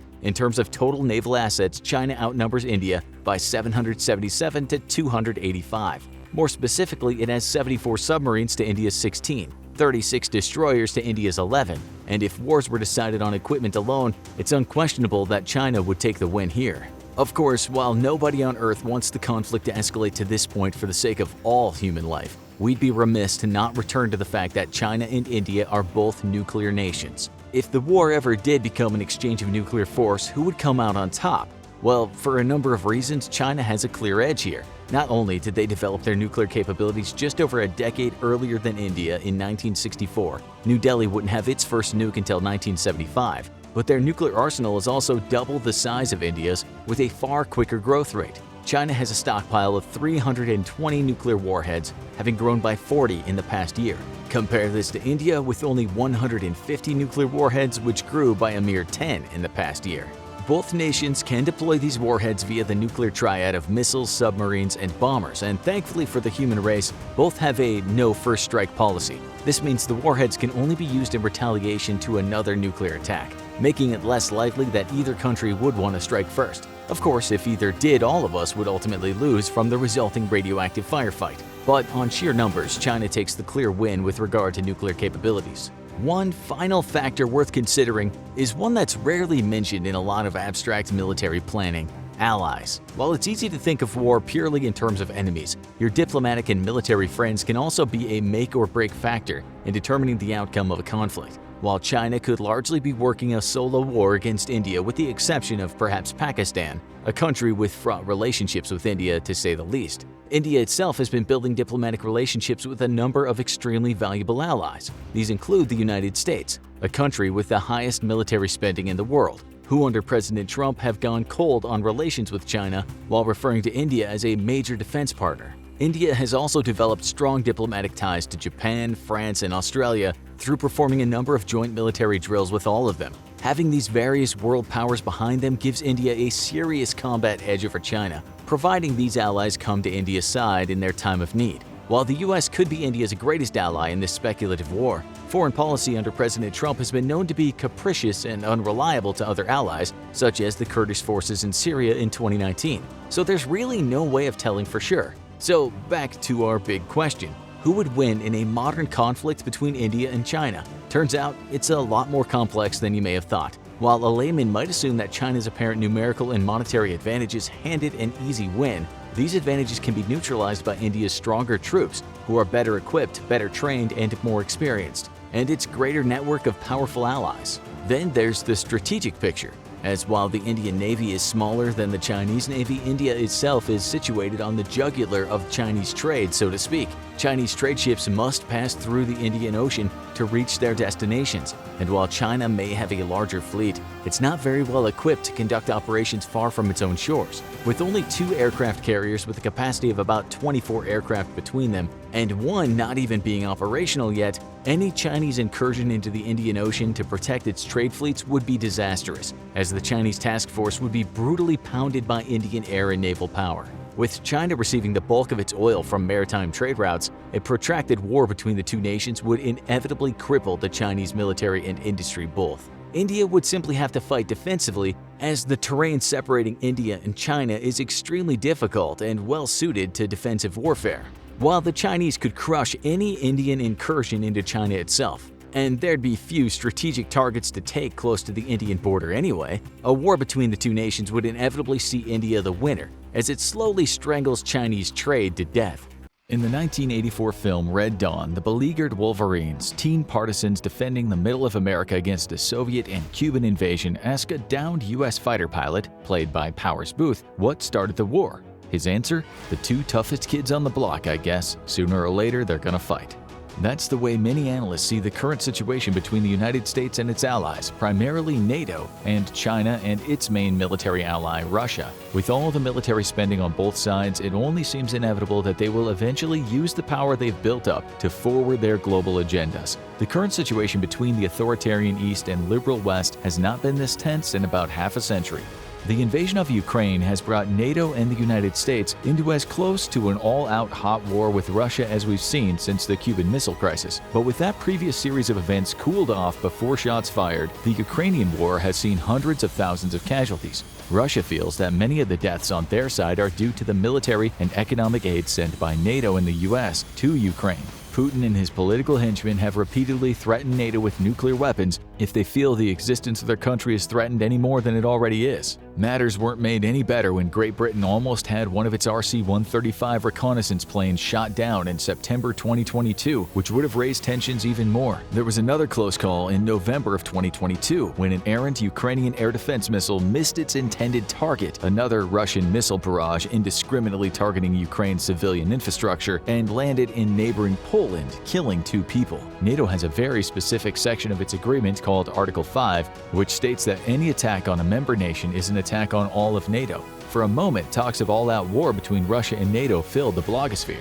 Russian officials have sought to paint NATO as aggressors in the war, continually claiming that the poor little Russia was directly fighting against the massive enemy of NATO, while the US and its allies have said they are supporting Ukraine's defense with military aid and unspecified intelligence sharing, but not with boots on the ground. Meanwhile, on the other side of the globe, China continues to make threatening gestures toward Taiwan, including recent armed jet intrusions of Taiwanese airspace following Speaker Pelosi's trip to the island in 2022, and then Speaker McCarthy's trip in 2023. Following the more recent April trip, China effectively closed Taiwan's airspace with waves of fighter jets and for the first time made it seem like they were able to interdict any U.S. support from the east of the island. There is even talk that China might begin to require ships transiting the Taiwan Strait to undergo boarding and searching, which Taiwan says they will vigorously oppose. Are we close to a hot war? First off, let's make one thing clear. The U.S. and China are not on the verge of war. On March 31, 2023, General Mark Milley, the chairman of the U.S. Joint Chiefs of Staff, said, "I don't think at this point I would put the possibility of imminent war in the likely category, and I think that the rhetoric itself can overheat the environment." However, General Milley did admit that it is possible that you could have an incident or some other trigger event that could lead to uncontrolled escalation, so it's not impossible. That incident would most likely evolve around an attempted Chinese invasion of Taiwan. President Xi has publicly stated that he wants the People's Liberation Army, the PLA, to be prepared to take Taiwan by force as early as 2027, so that risk clearly does exist. Let's take a look at the 2 main theaters of such a potential war. NATO and the European elements of the United States' forces arrayed against Russia, and the US forces in the Pacific, mostly naval forces, against the might of the Chinese Army and Navy. Of course, such a comparison will not include the opposing nuclear forces. Any of the combatants have enough warheads to turn vast swaths of the world into unlivable nuclear wasteland. For the purposes of this comparison, we will hope that all sides would agree not to resort to such catastrophic weapons. The opposing military strengths in Europe. Before Russia's invasion of Ukraine, most of the world perceived Russia as the second most powerful military in the world. They had massive numbers of tanks and artillery, their air force was seen as a peer with the American Air Force, and their navy was capable and feared, even if it didn't have comparable numbers to the US Navy. Russia's military fiasco in Ukraine has proven their tanks are outdated and poorly designed. Their logistics vanish once they leave their rail network, and their air force has been fragile enough that they don't dare fly over Ukrainian territory for fear of being shot down. The only two legs of their military that remain unbowed by these defeats are its artillery, still numerous, though notably inaccurate, and its nuclear forces, which remain unused and still unproven. As of April 2023, the widely respected research organization Oryx has documented and confirmed an astounding 10,000 vehicle losses by the Russian armed forces, including over 1,900 main battle tanks, half of what it reportedly had pre-invasion, along with 830 armored fighting vehicles, 2,200 infantry fighting vehicles, 800 pieces of artillery, 79 aircraft, 81 helicopters, and 12 surface vessels, including the flagship of the Black Sea Fleet, the Slava-class guided missile cruiser Moskva. This is in addition to an estimated 200,000 Russian military casualties, with anything between 45,000 to 50,000 killed in action. These numbers are incredibly high from just over a year of fighting, and are far greater even than what Russia suffered in its 10-year losing war in Afghanistan. The losses are so high that in early 2023, Russia began returning 75-year-old T-54-55s into service, the equivalent of the US using Korean War-era M47s. The Russia also lost a reported 1,500 officers, including 160 top-level generals and colonels, and it's clear the once-feared Russian military is a shell of its former self. Standing opposite the vastly depleted and shaken Russian military is NATO, now more united and stronger than at any time in its 74-year history. With Finland's admission into NATO in April of 2023 as its 31st signatory nation, the organization can now boast a combined troop strength of just over 3.5 million soldiers, airmen, and sailors. That includes, however, the US and its 1.4 million strong standing army, not all of which would be fighting in Europe, and Turkey's 425,000, not the most committed of NATO's members. That means the rest of NATO's 29 members contribute only 1.7 million troops total. France, Germany, the United Kingdom, Poland, and Italy each have 160,000 or more active personnel, while other countries have smaller forces to rely on. It must be stated, though, NATO considers itself a defensive organization.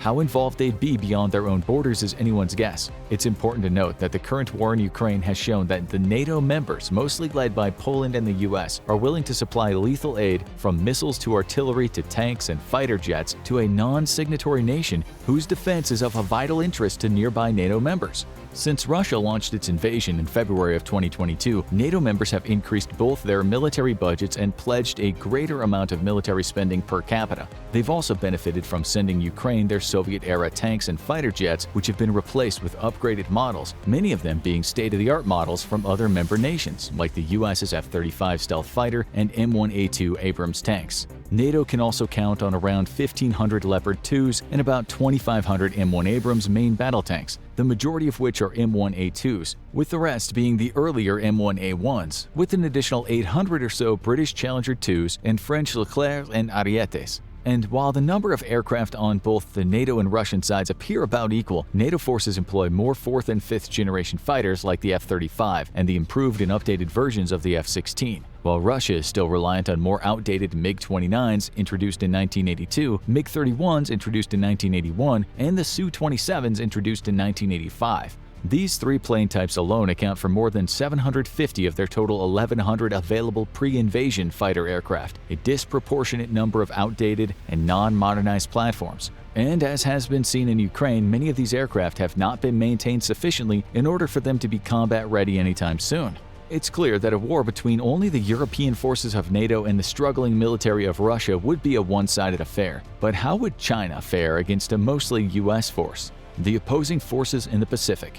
China, it should be obvious, has not suffered from an equivalent loss of military strength as Russia has over the past year. In fact, the modernization and expansion of its military has been impressive and has caused its neighbors like Japan, Australia, India, and the Philippines to increase their own military expenditures. Yet China is still missing major components that will allow it to go toe-to-toe with the US Navy. These missing elements suggest China would be better off waiting at least 5 years, and possibly as much as 10 years, before it initiates an open military confrontation with the West. For example, the People's Liberation Army Navy, the Plan, currently operates 25 of its modern 10,000-ton Type 52D destroyers, with its own version of the Aegis-type radar system, along with 8 of the more advanced 13,000-ton Type 55A destroyers, along with 6 of the earlier 7,000-ton Type 52C ships. There are up to 12 additional destroyers currently under construction.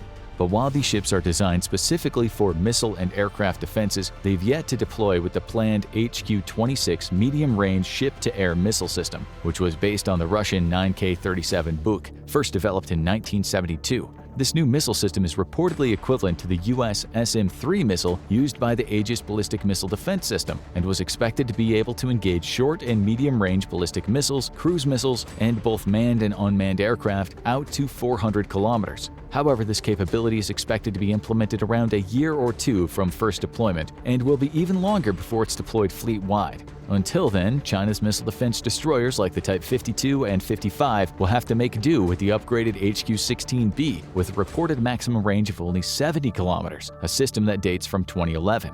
The biggest weakness in the plan, of course, is its aircraft carrier fleet. They currently operate 3 carriers, the oldest being a 90s-era Ukrainian-built Russian-designed ship named the Liaoning with its ski jump ramp, which is also a staple of its second carrier, the Type 002 Shandong. The Liaoning isn't really considered a frontline carrier and is relegated to the role of training carrier. Its third carrier, the Fujian, currently being fitted out, is equipped with advanced electromagnetic catapults, similar to those on the U.S. supercarrier USS Gerald R. Ford. Some say copied directly from it. But that means the plan will have to train its carrier pilots on 2 types of takeoffs, and they'll need 2 different types of carrier planes to operate on those carriers. Its current training model, the JL-9G, a single-engine twin-seat aircraft first deployed in 2011, can't be used to duplicate emergency landings on any of its current carriers because it's too weak to take the continual pounding of carrier landings, and it's too underpowered to immediately take off in case of a missed landing. That leaves only simulated takeoffs and landings on ground-based mock-ups. This inability to field a true carrier trainer has led to a huge deficit in trained carrier pilots.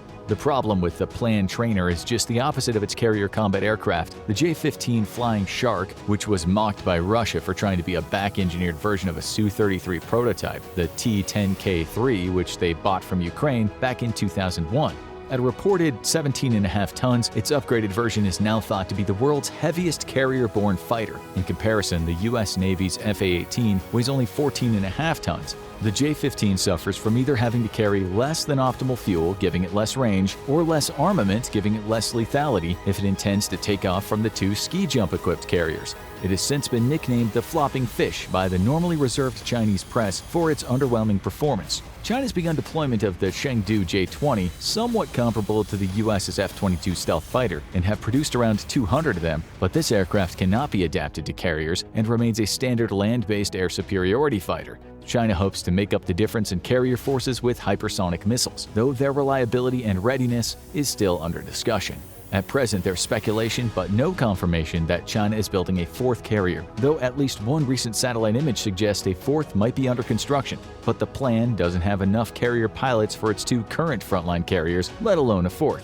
In comparison, the U.S. currently operates 11 carrier strike groups, each of which is comprised of one of its nuclear propulsion Nimitz or Ford-class supercarriers able to field 70 to 80 aircraft, 1 or 2 Ticonderoga-class Aegis-guided missile cruisers for air defense and coordination, 2 LAMPS-capable warships focusing on anti-submarine and surface warfare, and 2 to 3 Arleigh Burke-class guided missile destroyers. Each strike group is accompanied by assorted logistics and support ships and an undisclosed number of nuclear-powered attack submarines, usually 1 or 2, that coordinate with each strike group.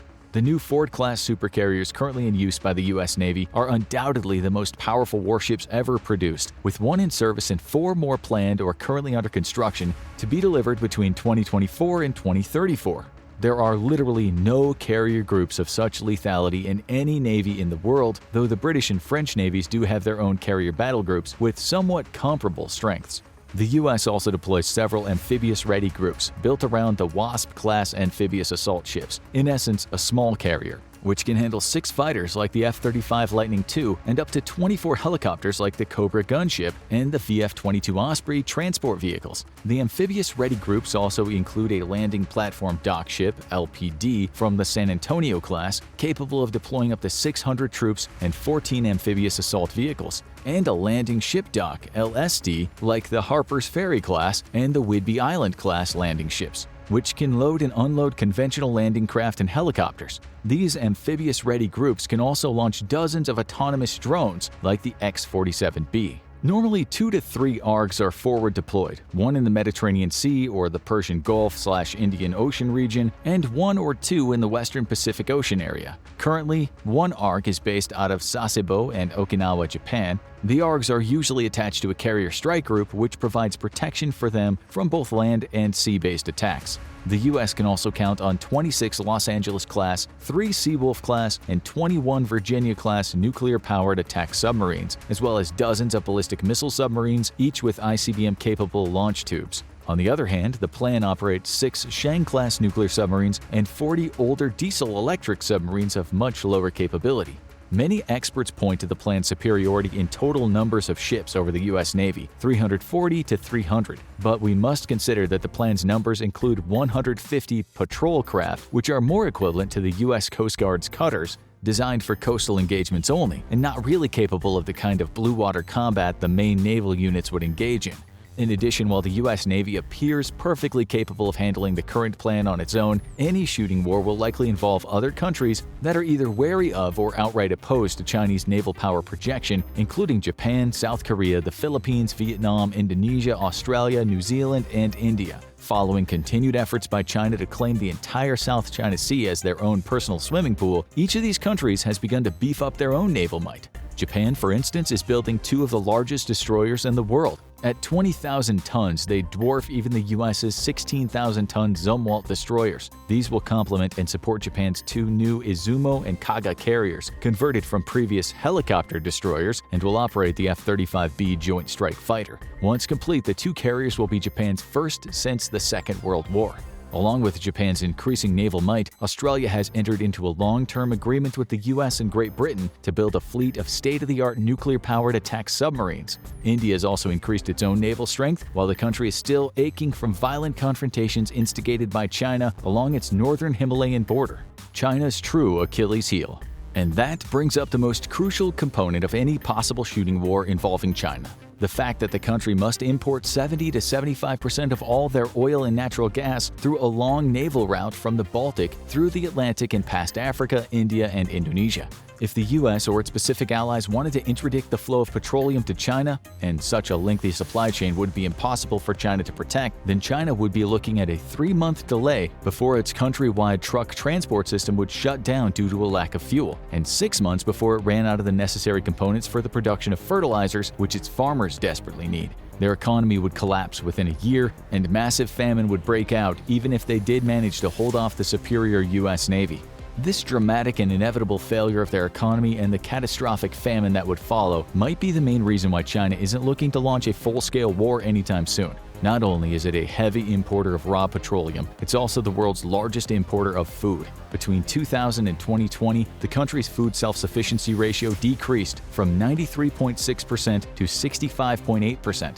China's leaders know that if it cannot win a war outright in a very short period of a few months, and the vast capabilities of the US Navy, let alone its numerous Pacific allies, suggest that this just isn't a reliable possibility, then they are dooming their country to losing their position as the second most powerful economy in the world, with a disastrous famine soon to follow. The lessons of the Ukraine war are also a stark reminder that a determined, well-equipped country, no matter how small, can resist an invader far more easily with today's advanced technological weapons. And while Ukraine has done a phenomenal job in gaining that capability in a mere 8 years since the first Russian invasion of 2014, Taiwan has been preparing itself for a Chinese invasion for more than 70 years. They're also a much more technologically capable nation and have a large 80-mile moat of an ocean that China would have to navigate in case of an invasion. This would not be an easy cross-border incursion that Russia attempted and failed, but it would require dozens of landing craft, easy targets for missiles, and waiting artillery. The fragility of a Russia-China alliance. In addition to logistical problems of overcoming the US Navy and the watery moat around Taiwan, China faces another hurdle: the weakness of any long-term alliance with Russia, an alliance that would merely be a castle built upon sand. Any full-scale war short of a nuclear engagement would find Russia's military virtually destroyed within the first few weeks of the conflict's launch, leaving China virtually alone. The Ukrainian invasion has spotlighted why Russia is nowhere near the military peer to the US, China, or even NATO that people thought it was. As previously mentioned, the Russian armed forces have lost over 10,000 military vehicles, including upwards of 1,900 main battle tanks, along with around 200,000 troops. The main reason they threaten the West so often with nuclear weapons is because they know they never stand a chance against the combined forces of NATO, which have more advanced equipment and better trained troops, and now might actually hold a numerical advantage as well. There are multiple reasons for the failure of the Russian military. First and foremost is the endemic corruption that riddles every layer of the Russian government, including the military. There are estimates that corruption has cost from 25 to 30% of Russia's total annual GDP, and the sanctions Russia has endured since the start of the war has caused a massive drain of its remaining economy. Not only is Russia's economy collapsing due to the surprisingly efficient Western sanctions, but that smaller economy's spending on its military is actually much less than the projected numbers. The sanctions have also shrunk the Russian economy to the size of Italy, and now puts it behind the individual states of California, Texas, or New York. Russia's nominal $1.4 trillion GDP is minuscule when compared to the EU's combined economic strength of about $15.28 trillion. Add the US and the EU's GDP together, you get about $35 trillion, more than 40% of the total world GDP.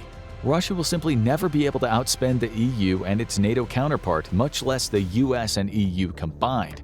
Second, Russia has never had a coherent NCO training program. Russia has lost at least 150 officers of colonel rank and above simply because their orders have to be passed almost directly from the leadership to the frontline troops. The members of NATO, the US, and even China understand that the sergeants and other NCOs have to have the independent authority to assess the war from the front lines and make immediate and effective changes in response. Russia has never had that level of independence, which leads their military to dogmatic, inflexible attacks that usually require masses of tanks, waves of infantry, and massive artillery bombardments, none of which are effective in a modern battlefield environment that is overwatched by drones, surveillance satellites, and reconnaissance planes. Third, Russia has never had the ability to manage their logistics at any distance from their rail network. The ignominious 40-mile-long traffic jam north of Kyiv from late February to March of 2022 was one glaring example of how their military cannot perform the simple task of keeping their tanks and transports full of fuel and moving. This lack of logistics has been further exacerbated by the introduction of HIMARS long-range rocket artillery systems, which can hit targets over 50 miles away, and newer smart ammunition including ground-launched small-diameter bombs, GLSDB, which can hit targets 93 miles away. These have been used to great success by the Ukrainian forces against Russian depots that have often been placed too close to the front, mostly due to their lack of logistical transport capabilities. The inherent weakness of an unequal partnership. There are additional signs that China is aware of Russia's much weaker role in any potential alliance and has been capitalizing on this inequality for some time now. At first, it was the Soviet Union that held a predominant role in any bilateral negotiations, allowing them to bully China into accepting unequal agreements. Things got so bad that the two countries almost launched a major war over a border dispute in 1969, one of several border disputes between the two countries since the 1920s. But Russia eventually decided it was better to arm the Chinese government in order to have an ally against the West. China, however, decided on its own that it'd be better to copy and/or steal whatever they could get, rather than pay the full price for products coming from the Soviet Union. Starting in the 1990s, China has openly copied or stolen Russian technology, leading at times to Russia having to swallow their pride as China sold knockoffs of their own frontline equipment. For example, in 1996, China debuted the J-11 aircraft, the first fighter made after the fall of the Soviet Union to feature significant Russian input. At first, it was an officially licensed Chinese-made copy of the Russian Su-27 multi-role fighter, whose sales were welcomed by the cash-poor post-Soviet state. Before long, however, China canceled their agreement and began producing the aircraft independently, eventually building over 400 unauthorized J-11s, equaling an economic loss to the USSR of more than $10 billion. Russia continues to sell its best or almost best military gear to China, even though they know the technology is likely to be copied, reducing what little technological superiority Russia still maintains over China. The policy dilemma has been compounded by the post-Ukraine effect on Russia's struggling manufacturing sector, which has left the shrinking Russian economy increasingly reliant on China's much larger economic base, further eroding any remaining compatibility in their relationship.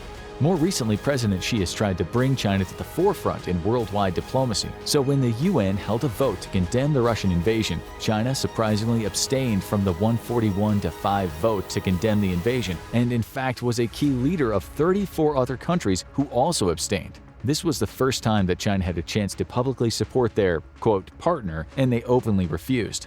This hands-off approach demonstrates China's desire to maintain its currently neutral stance regarding the Ukraine war in hopes of trying to establish Beijing's bid for global leadership. But they can't do that if they supplied lethal aid to Russia, so they refuse to supply such support despite Putin's pleas to the contrary. When President Putin and Xi met in Russia of March 2023, Putin had hoped that Xi would offer a deal to create a direct pipeline between the two countries, making China more reliant on Russian crude oil and natural gas and giving Russia a direct buyer for their primary export. But no such agreement was reached. Xi did say publicly that China and Russia would continue to resolutely uphold the fundamental norms of international relations based on the purposes and principles of the UN Charter. But that statement blatantly ignores the illegality of Russia's invasion in the first place, which directly violates the Charter's core precepts.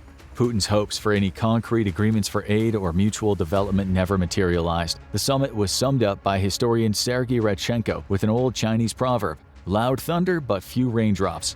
He then modified that statement as, "Scratch that, even the thunder wasn't all that loud." In fact, the Putin-Xi meetings actually caused further support for Ukraine, as Japanese Prime Minister Kishida used the opportunity to make a surprise trip to Ukraine to meet with President Zelensky.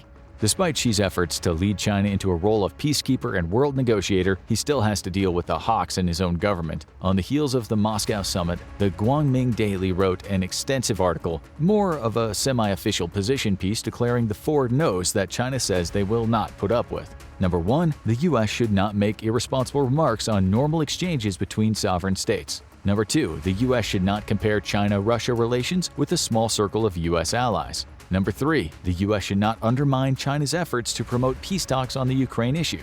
Number 4, the US should stop using the Ukraine crisis as an excuse to attack and sanction China. Some of this rhetoric is no doubt simply strong words, but they may also signal an effort to lay the groundwork for China to ramp up its military support for Russia's war, though so far there's no evidence of that. It gets worse for Russia. In addition to everything else that bodes ill for Russia, President Xi might not be willing to go all in on supporting a leader of Russia whose future appears very uncertain. Putin's been rumored to be in ill health for years. He was filmed walking with a limp when he visited Crimea in March of 2023. And in April, there were widespread reports that he had suffered from intense head pain, a numb tongue, and blurred vision. There have been numerous indications he might be suffering from Parkinson's disease, which manifests as an uncontrollable shaking in the extremities, primarily the hands and feet. And there are additional signs he might be undergoing chemotherapy, which can result in excessive weight gain. There's also signs that Putin has killed off anyone near him that might pose a threat to his continued dominance of the Russian government. Since just before the invasion of Ukraine, over 40 of Russia's top managers, businessmen, and high-level officials have died under unclear but very suspicious circumstances. Those deaths include being found in apparent murder-suicides, like Vladislav Aveyev, vice president of Gazprom Bank, and his pregnant wife and 13-year-old daughter, who were found dead in a Moscow apartment, while a former top manager of Novatek, Sergei Protosenya, was found hanged at his villa in Spain, with his wife and 18-year-old daughter also found murdered in the house. And Pavel Pshelnikov, director of communications at Digital Logistics LLC, a subsidiary of Russian Railways, supposedly shot himself at his home in Moscow. The deaths have become so numerous that one media source has given the wave a nickname, Sudden Russian Death Syndrome.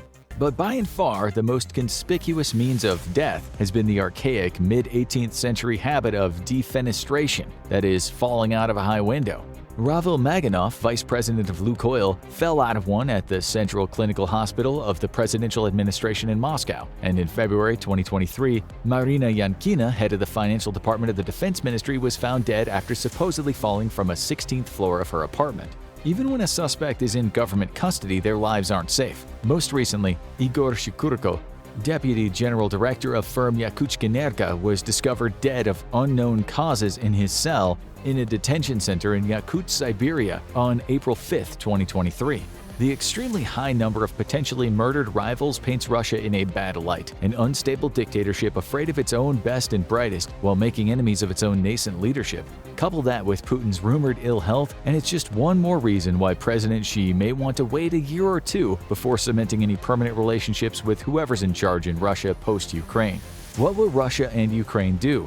China and Russia are in an unenviable position. Both countries are seeing an inevitable shrinking of their populations, with China admitting an overcounting of its population during the last census by as much as 100 million. The Pew Research Center forecasts a decline from 1.4 billion people this year to 1.3 billion by 2050 and a staggering reduction to below 800 million by 2100. That's according to the UN's medium variant, or middle-of-the-road projection. Russia's upside-down population pyramid is no better. They're already experiencing a massive brain drain as a repercussion from its Ukraine fiasco, which was followed by as many as 400,000 young men who left to avoid the first conscription call-up in September 2022. Combine that with an aging population, a lower birth rate, and a decrease in life expectancy of 15 years since early 2022, and Russia's population is in free fall. Both these troubled countries might believe then that their only window to have enough young males to support a war is rapidly shrinking. That leaves Putin and Xi with a difficult, if not impossible decision. Launch a war now that they're not ready for and probably can't win, or wait a few years when their populations and economies are even less capable of enduring such hardships. It's an unenviable decision for any leader to make.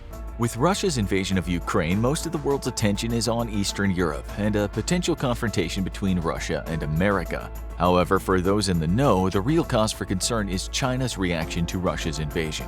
Rather than joining the world in condemning Russia, China has joined India in sidelining the seriousness of the invasion. Even worse, China now supports and helps spread Kremlin propaganda, suppressing the atrocities committed by Russia on Ukrainian civilians. Why is China so interested in helping Russia weather the global storm it unleashed? Because China has plans to launch its own invasion, and that puts it on a collision course with the United States of America. Not long ago, China's President Xi Jinping stated that China must reunite the breakaway island of Taiwan with the mainland. After World War II, Chinese nationalists continued their war against rebel communist forces, inevitably losing and being forced to flee the mainland for the island of Taiwan. In the years since, Taiwan has flourished into a vibrant democracy and a major global economy, but China refuses to acknowledge its independence and threatens military action and economic punishment against anyone who does. The problem with what would be an otherwise internal security matter for the Chinese is that the US has vowed to defend the fellow democracy against Chinese aggression. But why does China want Taiwan so bad? The reasons are numerous, but chief amongst them is because Taiwan represents a critical strategic vulnerability to China. Currently, China is hemmed in by what's known as the First Island Chain. This includes Taiwan, the northern Philippines, Borneo, Japan, and the Ryukyu Islands. Originally, the United States used the First Island Chain as a strategy to hem in the Soviet Union and its allies during the Cold War and deny them access to the Pacific in case of a war. To that end, it established strong relationships with all First Island Chain nations and partnerships that continue to this day. Now the Cold War is over, but a new Cold War has dawned, and China is America's new rival. With pro-US forces all along the First Island Chain, China will never be able to be a true global power, as its navy is too vulnerable to attack. Taking Taiwan will break the island chain in two and give China an island fortress from which to project power deep into the Pacific. But Taiwan is itself a critical threat to China's continued existence, or at least its continued existence under the dictatorship of the Chinese Communist Party. As a democratic state, Taiwan is an example to all of China of a different, better way of life, and many young Chinese people who are being increasingly exposed to foreign culture are growing tired of the oppressive rule of the CCP. For them, Taiwan is a beacon of hope for what China could look like rather than the nation of strict censorship, government intimidation, and very limited freedom that exists today. Despite erecting the Great Firewall in order to try and limit China's access to uncensored information, the influence from outside of China still reaches many of the country's citizens. This is a dire threat to the CCP, and thus neutralizing Taiwan and bringing it into the fold is but one step into ensuring its own survival. Next, it must topple the United States as the head of the global order so it can export its brand of authoritarianism around the globe. If it can control global culture, it doesn't need to fear rebellion within its own borders. Taking Taiwan is a strategic necessity if China is going to be able to challenge the influence of the US. If China is going to arise as the dominant superpower, or even just one that can compete with the United States, it must also be able to control the South Pacific. Currently, the United States Navy operates with impunity across the Pacific, and this puts critical Chinese trade routes in serious risk in case of war against the U.S. China imports the majority of its oil and relies on exports for much of its trade.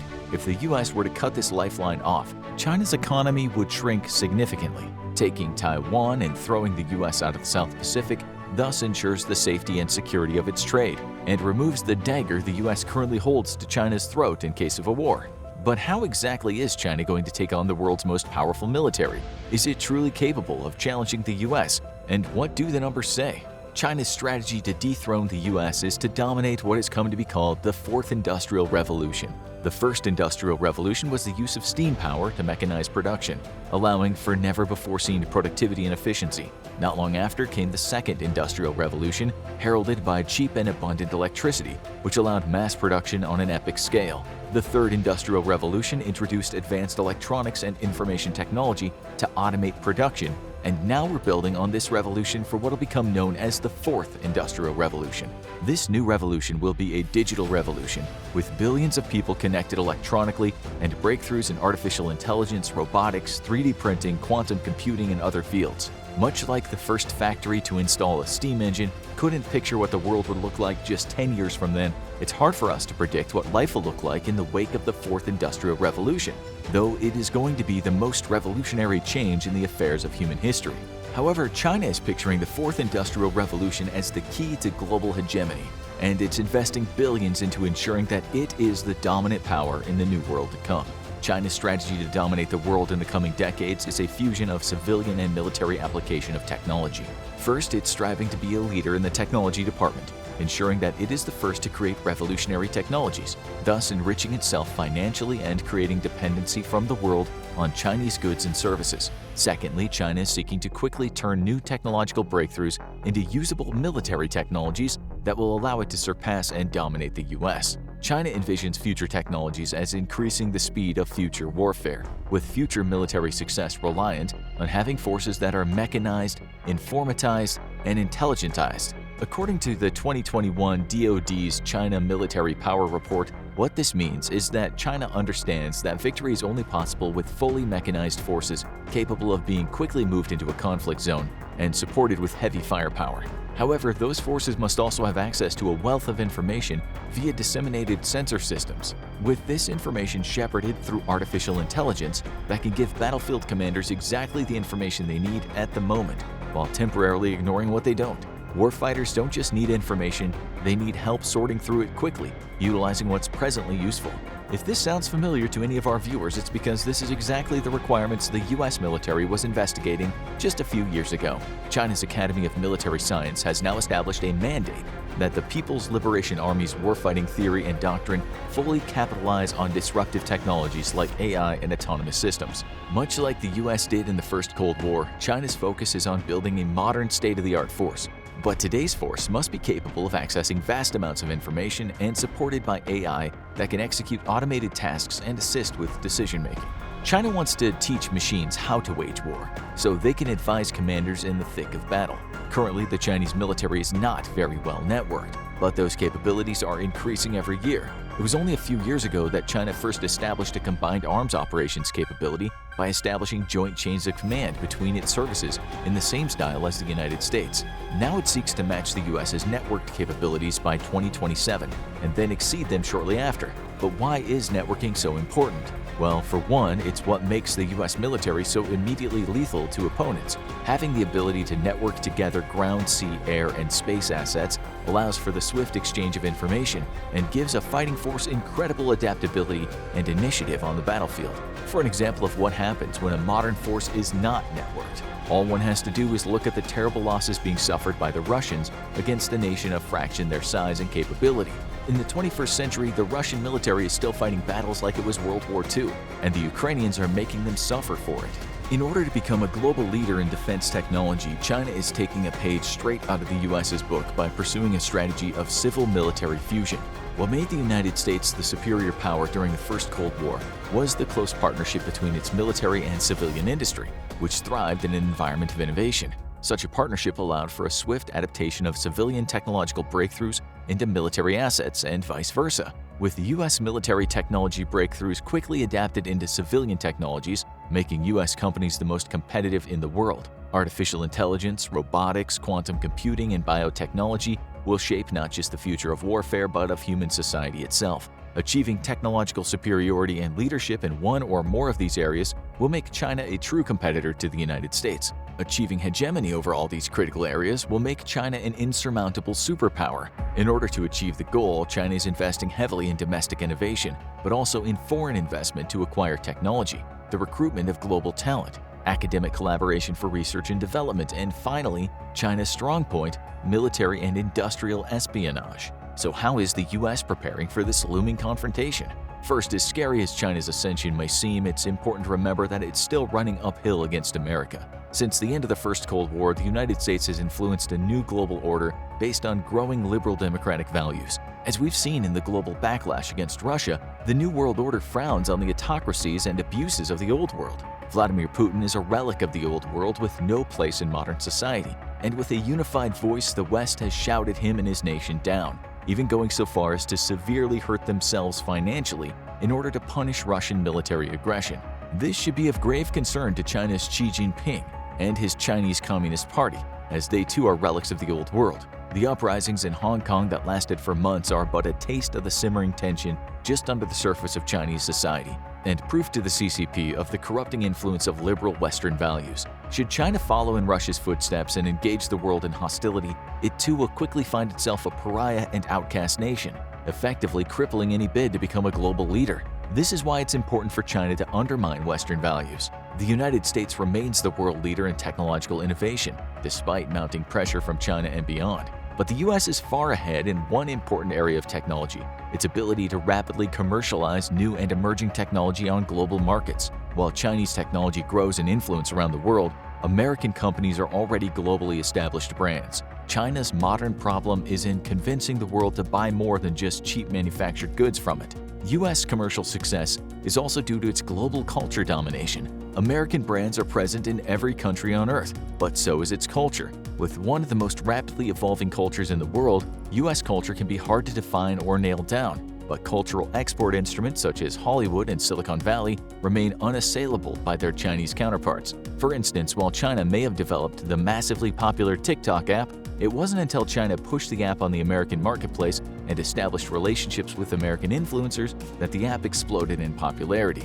This is important because military and economic might only count for so much, and the US has used culture to bridge ideological gaps with partner nations around the world. Shared culture is the bedrock of strong strategic partnerships, and China has absolutely nothing of the like except for its partnership with North Korea. Shared culture and shared values are the reason the US remains the leader of the free world, and not because of its military being the strongest. Culture is another problem for China in its ongoing confrontation against the US and the rest of the West, because one of China's biggest problems is creating immigrant Chinese citizens. While over 1 million Chinese Americans reside in America, only a few thousand American Chinese have made their home in China. If China seeks to dominate future technologies by recruiting promising talent from around the world, it must be able to entice them, not just financially, but also with a desire to make China their new home.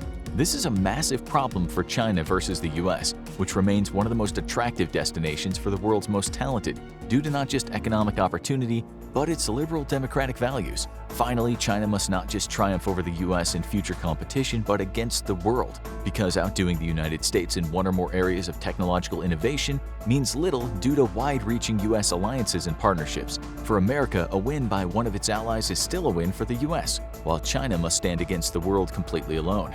But how do the numbers stand today? What if a conflict broke out tomorrow between the two military heavyweights? Currently, the US is ranked as the world's #1 military power, with China in the #3 spot. However, this is debatable, as given Russia's extremely poor performance in Ukraine, we expect that China will climb to the #2 spot by next year.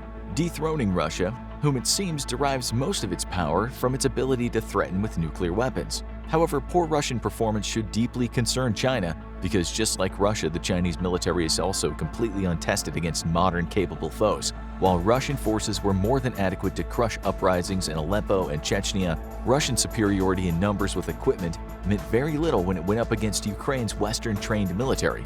With China's last war being in Vietnam in the 70s, a conflict it ended up losing, China should be extremely concerned about facing the United States in battle, whom, unlike China, is thoroughly tested in modern combat. Much like Russia, China has lacked a robust training regimen for its military, with exercises typically being highly scripted and mostly for the benefit of visiting dignitaries. This culture has begun to change within China, but the nation is yet to match the robust training schedule of the U.S. military. Realistic training, though, is not enough for the Chinese military, as it, also like Russia, must also contend with a legacy of corruption that has plagued its ranks for decades. President Xi Jinping's massive anti-corruption effort has produced great results, but the service must still contend with many officers who hold rank due to the time-honored Chinese tradition of gifting, wherein a junior official gifts a senior official in exchange for promotion. Currently, the Chinese military numbers at 2 million strong, dwarfing the U.S. military in its 1.39 million strong force. This gives China a numbers advantage, but the U.S. retains a great deal of force multipliers that don't just even the playing field but tip it decisively in its favor. Chief amongst these is a well-trained and well-equipped modern fighting force, while Chinese units vary widely in modernity. A hefty investment in precision weaponry, integrated forces, and superior sensor and tracking technologies make the U.S. a lethal adversary even against a numerically superior foe. Reserves will play a critical role in any Sino-American conflict, but both sides are nearly evenly matched, with China having 510,000 ready reservists versus the U.S.'s 442,000. American reservists receive continual training of 1 weekend a month and 2 weeks out of the year, while training for Chinese reservists is improving but still spotty. This provides the U.S. with a smaller reservist pool, but one that is more quickly capable of being introduced into the fight, while Chinese reservists require longer training periods or risk being thrown into combat completely unprepared. The American defense budget dwarfs China's at $770 billion versus China's $250 billion, but that's not telling the whole story. First, the U.S. budget includes many costs for operations that would have nothing to do in case of war with China, such as funding for its 11 unified combatant commands spread out across the world. These combatant commands are responsible for general peacekeeping, and their presence is a globally stabilizing force. Without them, local conflicts would quickly sprout and spiral out of control. For example, without U.S. Central Command, Iran would quickly seek to neutralize regional adversaries such as Saudi Arabia, causing massive global disruption of oil and other trade that passes through the region. Also, China does not count all of its military investments within its published budget report, cleverly hiding them within other non-military budgets. A large part of its nuclear modernization initiative, for example, is coming from funds outside of its official military budget.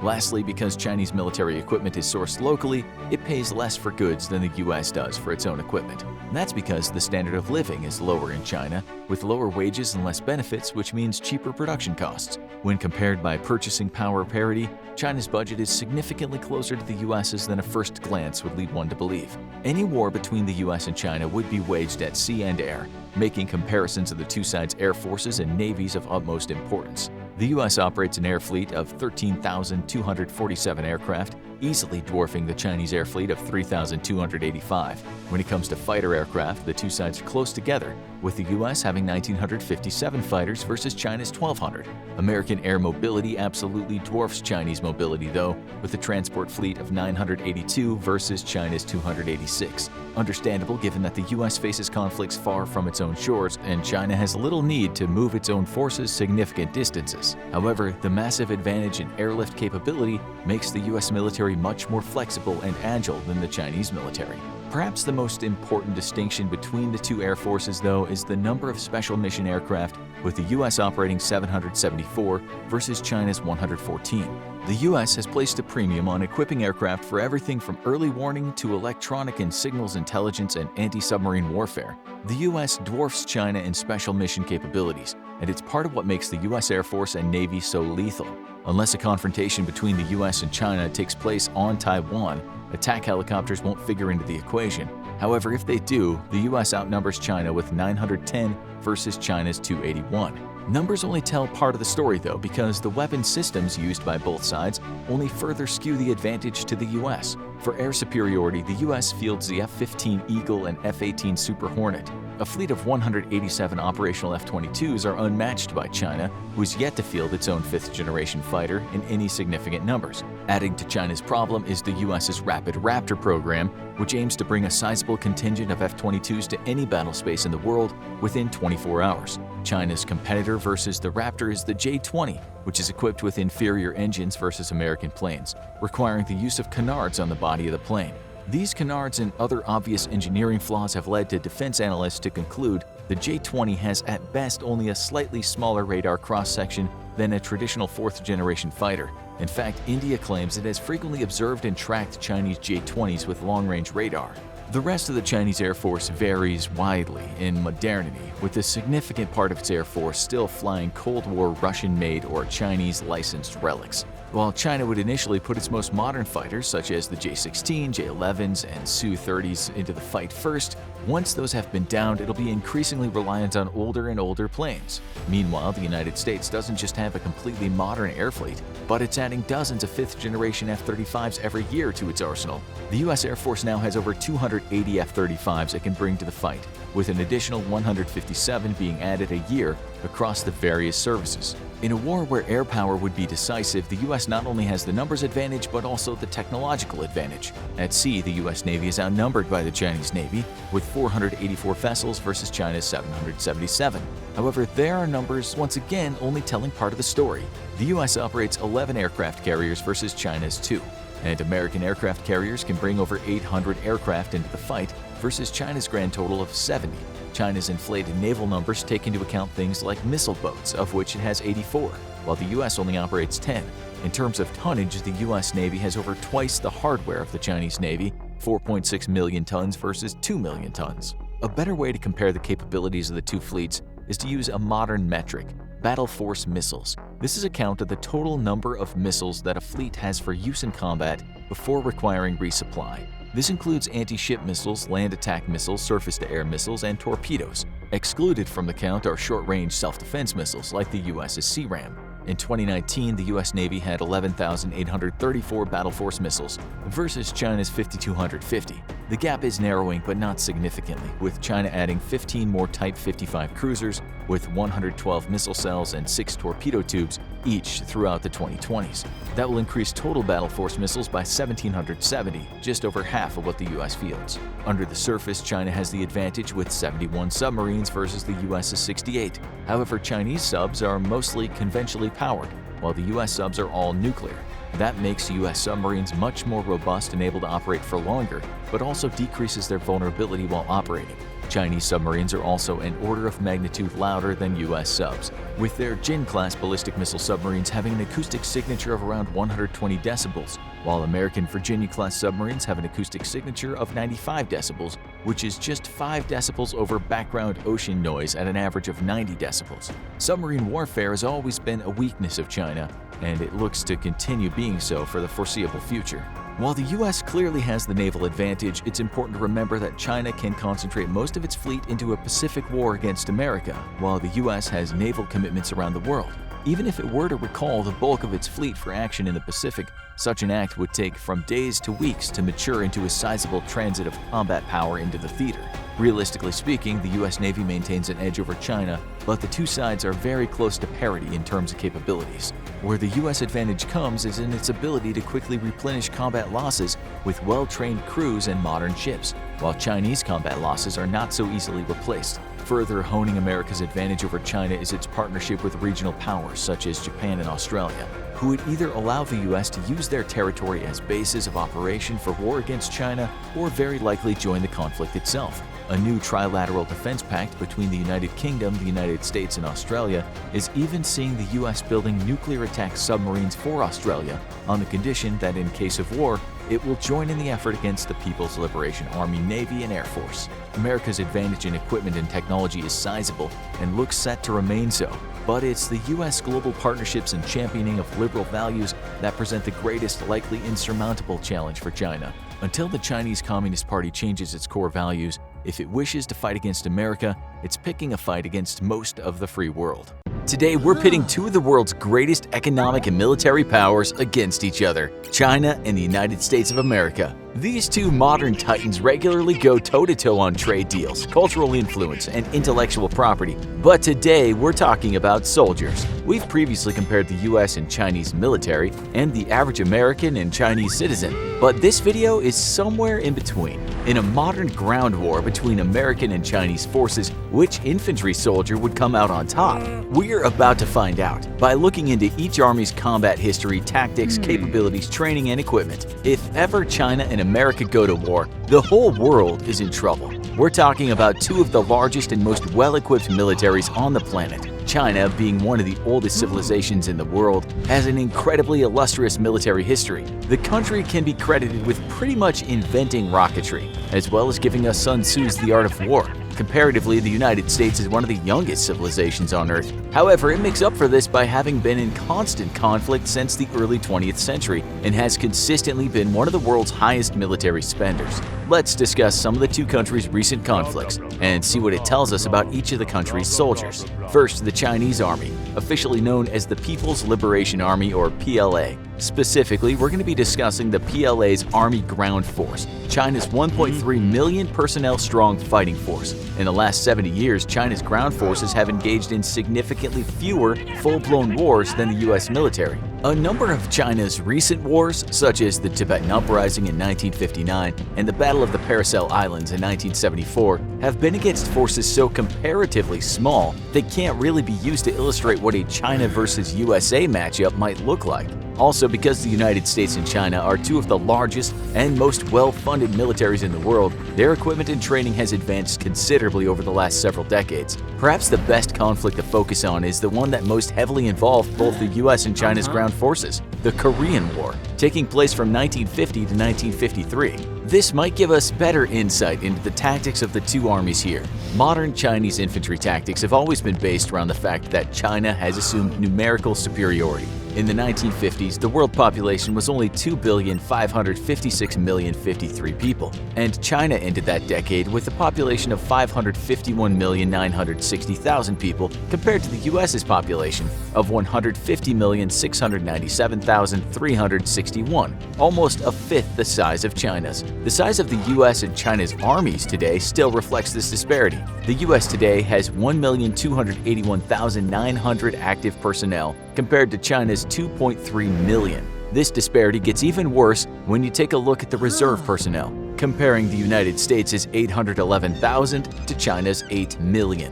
How did this vast numerical superiority play into their on-the-ground tactics in the Korean War? To answer this question is the legendary human wave attack. And no, this does not literally mean sending unlimited waves of infantry toward the enemy in so-called human seas. That's a common misconception. In reality, the human wave is another name for the PLA's short attack technique, which involves repeatedly sending small, typically 5-man fire teams in covert missions toward weaknesses in enemy defenses. These forces will then launch a brutal surprise attack, sowing confusion and worsening the weakness that was already there. If enough of these short attacks are successfully executed, a more large-scale attack would likely destroy whatever's left. And given that the PLA had soldiers to spare, they could keep up these attacks almost indefinitely. This tactic proved extremely effective for Chinese infantrymen, who would use it again in the Sino-Vietnamese War 29 years later. Much like the tactics laid out originally in Sun Tzu's aforementioned classic, The Art of War, the PLA rarely uses its huge forces directly. They often opt instead for tactics of ambush and subterfuge. Ambush tactics handed them several key advantages during the battles of the Korean War. An interesting case is the Battle of Chosin Reservoir, where a mountainside ambush allowed 120,000 Chinese troops under the field command of General Song Shilun to completely encircle 30,000 UN troops. They kept these troops, comprised mostly of American soldiers, trapped for 17 days. However, this brings us to the US tactics employed during the Korean War, because in spite of being overwhelmingly outnumbered by the Chinese forces here, the 30,000 troops were able to break out of the Chinese stranglehold. In fact, they even dealt heavy casualties to their ambushers in the process. Why? Because in spite of being an overall smaller force, as mentioned in our previous video comparing the United States and Russia's soldiers, US troops have incredible tactical versatility. ground troops of U.S. infantrymen are able to work with a greater degree of independence from their superior officers. They can defer to field commanders with immediate situational knowledge, rather than having a rigid top-down chain of command on the battlefield at all times. The Battle of Chosin Reservoir was a horrific ordeal for the U.S. troops, with stories of people freezing to death and bodies being used as sandbags not being uncommon. But the U.S. troops' tactical retreat was truly miraculous. How did 30,000 troops avoid total extermination from a surprise attack that outnumbered them by 90,000 men?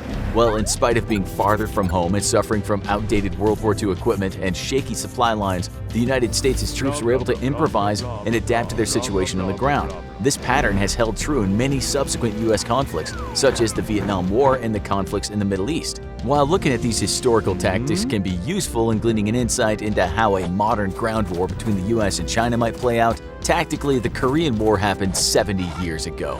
What equipment and training do these two forces bring to the table today, when the USA and China's military spending and modernization has never been higher? First, let's discuss the equipment of the modern People's Liberation Army soldier. In terms of small arms, the primary armaments of the PLA are the QBZ-95-1 and the QBZ-95B1. Introduced in the aftermath of the Gulf War in the early 1990s, the QBZ rifles were a direct response to Chinese observation of American military activity in Iraq.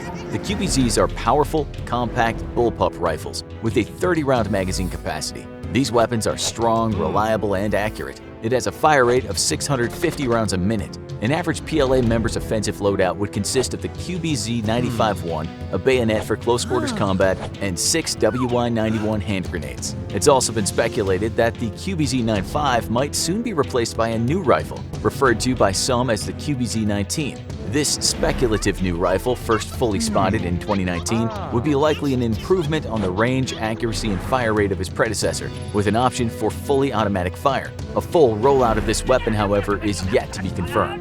The United States of America's primary armament is the M4A1 carbine, a rifle designed for close quarters combat and introduced around the same time as the Chinese QBZ-95. This rifle was largely intended to replace the M16. The M4A1 carbine is slightly longer and more cumbersome than its Chinese equivalent, but with a significantly greater rate of fire at 700 to 900 rounds a minute, with an effective range of approximately 600 meters for an area target. It's pretty much on par with the QBZ-95. A critical shortcoming of the QBZ-95, however, is features native to bullpup rifles, namely that they can be far more difficult to shoot when in the prone position than a traditional rifle, such as the M4. Reloading a bullpup rifle is also not as intuitive as a traditional rifle, and seating a magazine placed near the buttstock can severely affect the shooter's meld with his weapon. This can lead to a QBZ-95 shooter taking longer to re-establish their sight picture over an M4 user.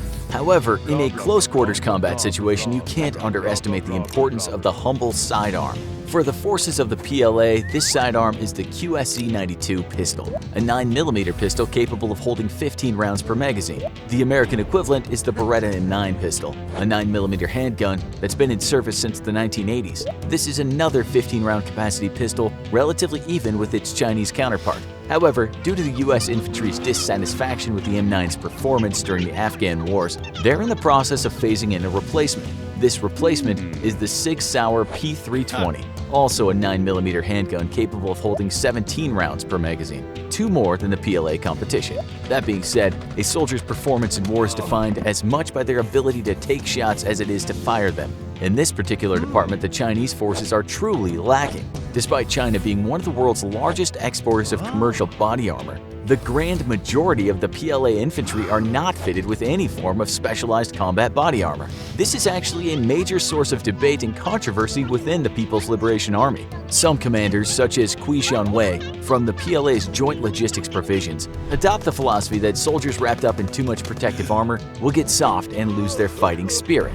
Others, such as Equipment Assistant Lui Honghui, have a more pragmatic approach, believing that giving soldiers body armor will hopefully increase the soldiers' sense of security on the battlefield. The divide between the commanders and actual infantrymen is clear here, though sadly for those infantrymen, the commanders make the rules. The result? Little to no body armor for the PLA. The forces of the United States are the complete opposite in their approach to body armor. For U.S. troops, body armor has saved countless lives during the wars in Afghanistan and Iraq. where sudden gunfire and the shrapnel of improvised explosive devices were amongst the biggest causes of death. As a result, the US military came to the conclusion that more body armor equals safer soldiers, and thus better soldiers. United States soldiers are also fitted with high-tech equipment, from night vision goggles attached to their helmets to enhanced low-light combat to advanced radios. However, while this means that the average US soldier is generally far better equipped than the average soldier of the PLA, it creates its own major issue. Modern United States soldiers are often forced to carry up to 200 pounds of armor and equipment. Some military theorists have estimated that soldiers often have to carry up to 20 pounds of batteries alone just to power the juice-guzzling equipment they need on the job. While this armor and equipment might give soldiers a tactical edge, the edge is offset by the fact that PLA soldiers can move faster, stealthier, and retain energy without such a cumbersome loadout. However, advances in United States military technology are rising to combat the weight increase issue. The U.S. military has created the Squad Multipurpose Equipment Transport Program. This program is designed to test a series of small resupply vehicles that can act autonomously, following infantry soldiers to the front lines with equipment, supplies, and ammunition. When these systems are perfected, it'd be likely to give the U.S. forces a major advantage over their Chinese infantry counterparts. So far, we've discussed the soldiers of these two superpowers in terms of numbers, historical tactics, and equipment. The final crucial element in the comparison is the training that these two militaries give to their soldiers. How do the U.S. Army and the People's Liberation Army measure up here? United States basic training is among some of the most respected in the world, even across other world militaries such as the British, French, and Canadian Armed Forces. Much of the U.S. training regimen focuses on building their soldiers as people in terms of strength and endurance before training them as soldiers. The U.S. military also added an additional 8 weeks of infantry training to their regimen last year, extending the overall training period to 22 weeks to extremely positive results. Colonel Dave Voorhees, in an address at Fort Benning, shared data indicating the new training had improved their soldiers' skills in marksmanship, physical aptitude, and combat life-saving skills from day one of combat deployment. Sadly for them, the soldiers of the People's Liberation Army cannot say the same. One of the most frequent criticisms of the PLA is that while its forces are huge, they're also woefully untrained compared to most major militaries. International defense research analyst Timothy R. Heath described the PLA's training as being of debatable realism, and the Army's lack of real combat experience can be a serious handicap. Correspondent Kristen Huang has identified the PLA's lack of trained, experienced soldiers to be one of their largest barriers to becoming a truly formidable fighting force. In this case, the sheer volume of China's military works against its interest. The cost, the time, and the resources it would take to train them all to the level of U.S. troops would likely be staggering. This, more than anything else, proves that on an individual basis, a soldier of the People's Liberation Army can't match up to the training, experience, tactics, and equipment of your average U.S. infantry troop. Let's all just hope we never have to find out for sure. As we saw earlier this year in our episode The Top 10 Most Powerful Militaries, the USA is regarded as having the strongest, most advanced, and undoubtedly best funded military in the entire world. This powerhouse of a military is buttressed with arguably superior computer technology to any other country, while America's nuclear capabilities, along with Russia, are above and beyond any other nation. Some of you may have been surprised to find India in 4th place on that list, a country perhaps not renowned for its military strength, but in recent years it has experienced vast modernization. India is also the world's 2nd most populated country, and in terms of boots on the ground has the 3rd largest military personnel, not to mention more military volunteers to call upon than any other country in the world. So how do these two countries compare in matters of military prowess? That's what we will find out in this episode of the infographic show, USA vs. India. Don't forget to subscribe and click the bell button so that you can be part of our notification squad. Let's start by looking at the behemoth that is the United States military. The US has a population of just over 325 million people, 1.3 million of whom are active military personnel. The country has another 811,000 reserve personnel. Where the USA far exceeds any other nation is in regard to its gigantic defense budget. From its $18 trillion plus GDP, the USA spends around $611 billion on its military, which is about 3.3% of its GDP. In terms of spending, this is around 3 times more than China, the next biggest military spender, spends on its defense. It was reported this year that the new US administration has proposed to increase the military budget by a further $54 billion. India has a population of about 1.3 billion people, 1.4 million of whom are active military personnel. A massive 1,155,000 people are serving as reserve personnel. In terms of sheer numbers, India is in front of the US, but in terms of budgets, it is leagues behind. From India's $9.489 trillion GDP, the third biggest GDP in the world, around $55.9 billion is spent on its military. It's projected that by 2020, that number will be something like $64 billion as India pushes towards further modernizing its military. In terms of ground artillery, the US has around 5,884 tanks, 41,000 armored fighting vehicles, 1,934 self-propelled guns, 1,299 towed artillery, and 1,331 multiple launch rocket systems. Here, India's numbers are far lower, with the country owning 4,426 tanks, 6,704 armored fighting vehicles, 290 self-propelled guns, 7,414 towed artillery, and 292 multiple launch rocket systems. India's land equipment is said to have been in dire need of an upgrade for some time, and this is why large investments are on the way. India is in the process of developing and inducting a fleet of Arjun Mk2 third-generation battle tanks, while under the Field Artillery Rationalization Plan. $3 billion will be spent on 3,000 to 4,000 pieces of new artillery. The USA largely relies on its third-generation battle tank, the M1 Abrams, a machine that has proved itself in battle many times and often appears somewhere at the top of lists of the world's best tanks. The newest iteration of this tank, the M1A2 SEP V4, will begin testing in 2021. Overall, in spite of India's attempts to modernize its military land vehicles, the USA is firmly ahead in this arena. In terms of military aircraft, the USA is almost spoiled for choice. From its 13,444 aircraft, the US has some of the world's most impressive aerial fighting machines.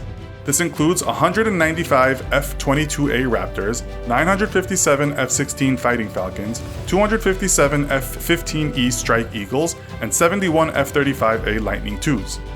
The F-35 is said to be perhaps the most advanced military aircraft ever to be invented, although it's also come under scrutiny for costing too much and also suffering the occasional developmental setback. It was once said the expense is so much, the F-35 is just too big to fail. India's Air Force is no slouch, however, and is said to be the fourth largest in the world in terms of personnel and aircraft. From its 1,720 aircraft, about 900 are combat capable. Its fleet consists of Russian-built Sukhoi Su-30 MKIs and Mikoyan MiG-29s, as well as the highly rated French-built multi-role fighter, the Dassault Mirage 2000. Both navies are also ranked in the top 10 of the world's strongest navies, although the US is largely seen as being way out in front in the number one spot. The giant US Navy consists of 11 aircraft carriers, 22 cruisers, 67 destroyers, 8 frigates, 75 submarines, 0 corvettes, 9 amphibious assault ships, 11 mine warfare ships, and 55 patrol ships. The Indian Navy has just 1 aircraft carrier, 0 cruisers, 11 destroyers, 14 frigates, 15 submarines, 23 corvettes, 0 amphibious assault ships, 7 mine warfare ships, and 72 patrol ships. As for nuclear capabilities, the USA and India are 2 of 9 countries in the world that have nuclear weapons. The difference is that from almost 15,000 nuclear weapons on the planet, the US owns almost half of them. Russia, the other half, and 7 other countries make up the rest with relatively small nuclear arsenals. One of those countries is India, with around 120 nuclear warheads. None of these are deployed, however, while America has an estimated 1,800 deployed nuclear weapons. Something else to take into account is the oil needed to power a military. The USA produces around 8.6 million barrels of oil per day, while consuming around 19 million barrels daily. It has around 36.5 billion barrels of proven oil reserves. India produces 767,000 barrels of oil a day, consumes 3.5 million barrels daily, and has around 5.5 billion barrels in reserve. While India has almost certainly become a superpower regarding its military, its fast modernization could be no match for the experience of the United States, a country whose military is constantly being tested. India's military in recent times has been involved in mostly small conflicts and peacekeeping missions, while the same cannot be said about the US military. Since 1776, the United States has been involved in a total of 103 wars, which makes its armed forces more experienced than any other modern military. We must also look towards the future, a technological future which is to some extent driven by American innovation. Here we should take into account cyber warfare, advanced spying methods, the hacking of not just military databases but connected machines or missiles, drone capabilities, machine learning algorithms used to understand vast amounts of data, automation software used for military purposes, and even the possibility of soldiers being replaced by artificially intelligent machines. As we speak, the military is undergoing huge transformations with computer technology leading that transformation. Only recently, the Pentagon decided to start using machine learning algorithms to assist military personnel to go over thousands of hours of drone footage from the Middle East. The USA is arguably the world's leader in this respect, although India is also a powerhouse of computer technology. The city of Bangalore in India is sometimes referred to as the second Silicon Valley, so it would be unwise not to respect India's IT acumen. We might also think about what's been called the Pentagon's Terminator conundrum, a future in which the machines we created have become so powerful in terms of cognizance that they decide to wipe out the human race. In that case, one day we could find ourselves all on the same side. The US Navy, the world's most powerful fighting force on the surface, beneath the surface, and in the skies above the sea. The US Marines, tip of the spear of American military power. How do the two services compare to each other, though? That's what we'll find out today, in this episode of the Infographic Show, the US Navy versus the US Marines. The US Navy was officially established on October 13, 1775, when the Second Continental Congress passed a resolution creating the Continental Navy. Mostly a token force that met with little actual success during the American Revolutionary War, the Continental Navy was disbanded shortly after the war, with its last ship auctioned off in 1785. Almost 10 years later, with threats to the New Republic's merchant shipping from North African Barbary pirates, first American President George Washington created the Naval Act of 1794, which created a permanent standing navy. Often forgotten by politicians, the Navy would languish throughout the 1800s with outdated and few ship designs until the start of the 20th century, when by the end of World War I, the US Navy had more sailors and an equal number of capital ships as the vaunted British Royal Navy. Earning stunning victory after victory during World War II in the Pacific against the powerful Imperial Japanese Navy, the US Navy would go on to become the world's most powerful and important naval force. Although technically a detachment of the US Navy, the US Marines trace their founding to a resolution passed by the Second Continental Congress on November 10, 1775, ordering Captain Samuel Nicholas to raise 2 battalions of Marines capable of fighting both in ship-to-ship battles and land actions. Also disbanded after the Revolutionary War, a need for a shipborne fighting force arose towards the end of the 18th century as the fledgling US prepared for the quasi-war with France, waged exclusively on the high seas between 1798 and 1800. The US Marines would come into their own during the War of 1812 against Britain, where during the Battle of New Orleans, they were directly credited with holding General and future President Andrew Jackson's center defensive line. Leading US actions in the Pacific during World War II, American Marines would conduct an island-hopping campaign against entrenched Japanese forces, leading to the bloodiest and most violent battles of the Second World War. So, how do the two services compare? For starters, the US Navy maintains an 8-week basic training course for new recruits, while Marine basic training lasts for 13 weeks. Navy basic training focuses on shipborne operations, with recruits undergoing classes in firefighting, ship-to-ship communication, and ship and aircraft identification. Marine basic training, meanwhile, focuses on marksmanship, battlefield first aid, and combat tactics. This training focus directly reflects each service's mission statement, with the Navy's mission being to maintain, train, and equip combat-ready naval forces capable of winning wars, deterring aggression, and maintaining freedom of the seas. The Marines' mission, on the other hand, is to act as America's expeditionary force, forward deployed to win battles on land, sea, and air. In terms of size, the US Navy has nearly 326,000 active duty personnel, with nearly 99,000 reservists. They operate a total of 480 ships and 2,600 aircraft. The Marines, on the other hand, are about half that size, with 182,000 active duty personnel and 38,500 reservists. Other than a few patrol craft, they operate none of their own ships and instead are attached to US Navy vessels, but they do operate 1,300 aircraft.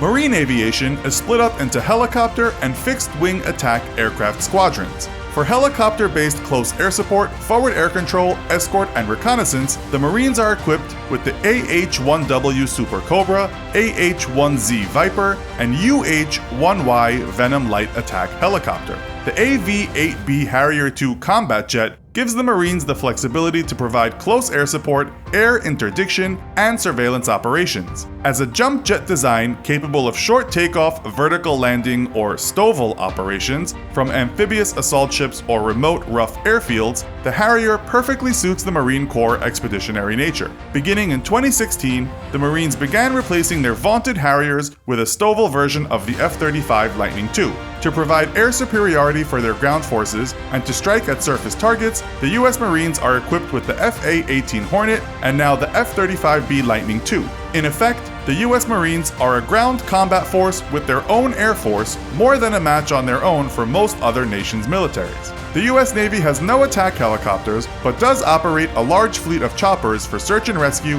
anti-submarine warfare, anti-mine countermeasures, and transport. To establish and maintain air superiority over a nation's coastal areas, and to defend US forces at sea from enemy air attack, the Navy operates the FA-18 and FA-18EF Super Hornet. As multi-mission platforms, the Navy's Hornets and Super Hornets can also be tasked with strike missions against enemy land targets or ships. While the Navy is slowly phasing in the F-35C Lightning II, it does not plan to completely eliminate its fleet of Super Hornets, and to date has a further 10 new Super Hornets on order. Tasked with ensuring free trade for all nations across the world's oceans, the US Navy deploys very frequently. Sailors can be deployed between 6 and 9 months at a time aboard a ship and return home for 4 to 5 months before deploying again. As an expeditionary force, Marines have to be constantly ready to deploy to anywhere the US needs manpower fast, and their deployments can range from 30 days up to no longer than 2 years, depending on the state of global affairs and the threat or prosecution of an ongoing war.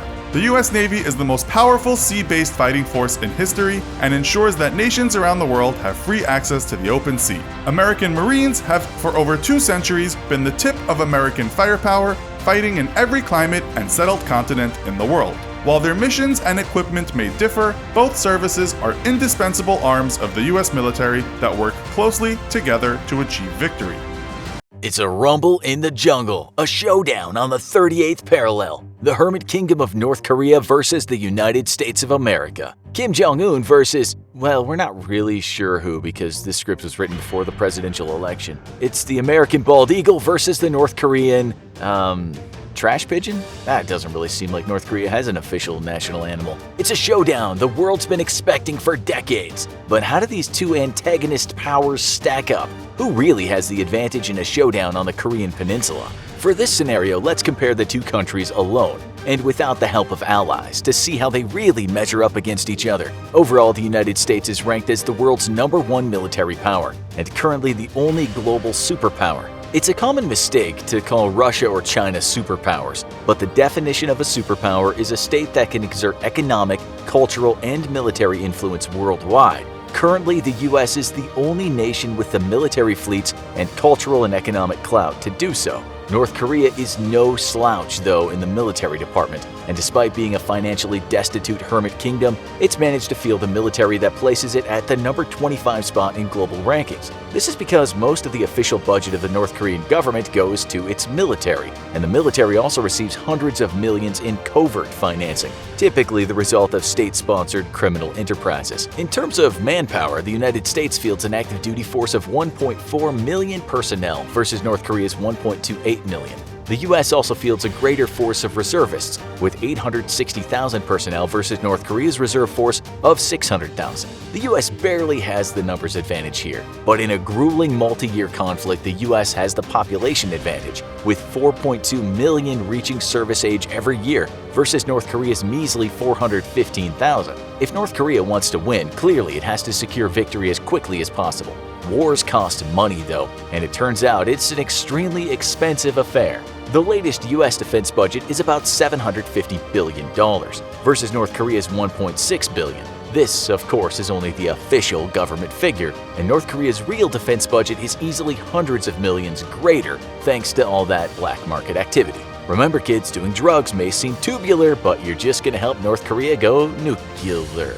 But let's check out all the toys that those big budgets buy. In the air, the US fields 13,264 aircraft versus North Korea's 949. Not only is this a massive numbers disparity, but a huge disparity in capabilities as well.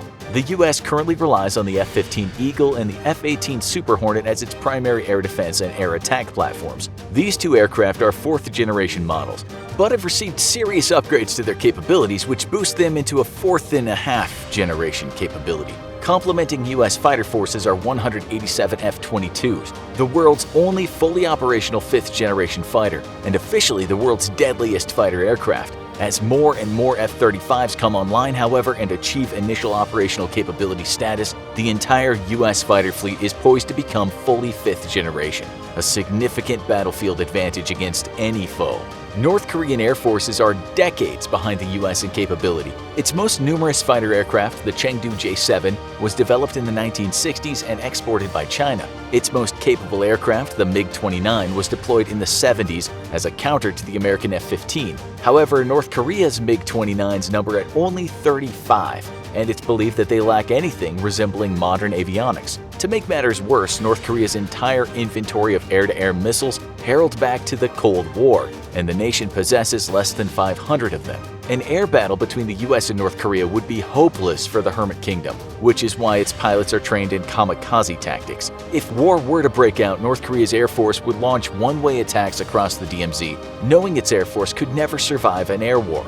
In the mountainous terrain of North Korea, perhaps no aircraft is more important, however, than the attack helicopter. Capable of taking out armored forces and providing recon and fire support in places regular aircraft would find it difficult to operate, attack helicopters would be of paramount importance in a showdown between the two countries. The U.S. fields an inventory of 967 Apache helicopters, one of the deadliest attack helos ever built. Not only is each Apache equipped with state-of-the-art electronics and sensors, but these agile birds are extremely tough to boot. When an entire flight of Apaches was ambushed in a protracted battle against insurgents on the ground in Afghanistan, the U.S. famously only lost a single bird while decimating ground forces below them. North Korea's 20 attack helos are Soviet-built MiG-24 Hinds, an extremely capable attack helicopter that, despite being dated, still packs an impressive punch. Good thing for the U.S. ground forces that North Korea only operates a small amount of these powerful Russian birds of prey. On the ground, North Korea is almost neck and neck with the U.S. in terms of armored forces, with 6,045 combat tanks versus the U.S.'s 6,289. The two tank armies are almost evenly matched in terms of numbers. In terms of quality, though, well, North Korea once more suffers greatly.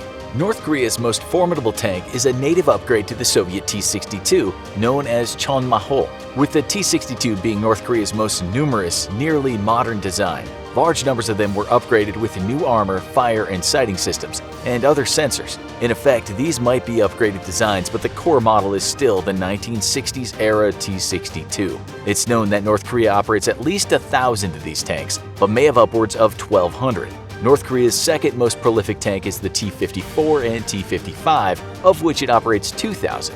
These dated, underpowered tanks were terrifying when first fielded by the Soviet Union in the 50s. But as Iraq found out in the First Gulf War, present absolutely zero threat to the U.S. modern Abrams. On the ground, North Korea's tank forces simply could not hope to do more than delay an American armored advance. One area where North Korea rises above the U.S., though, is in the size of its rocket artillery forces, fielding 2,110 versus the U.S.'s 1,366. Rocket artillery may not have the endurance of fire of traditional artillery, but provides one extremely crucial advantage over regular artillery. By firing all of its munitions in extremely rapid succession, rocket artillery puts all of its steel on target within seconds, giving troops and vehicles little time to seek cover. While the U.S. fields more modern versions of rocket projectors, the technology is so simple that even North Korea's Soviet-era technology poses a significant and deadly threat to U.S. forces. On the seas, the U.S. fields a fleet of 490 ships versus North Korea's 984.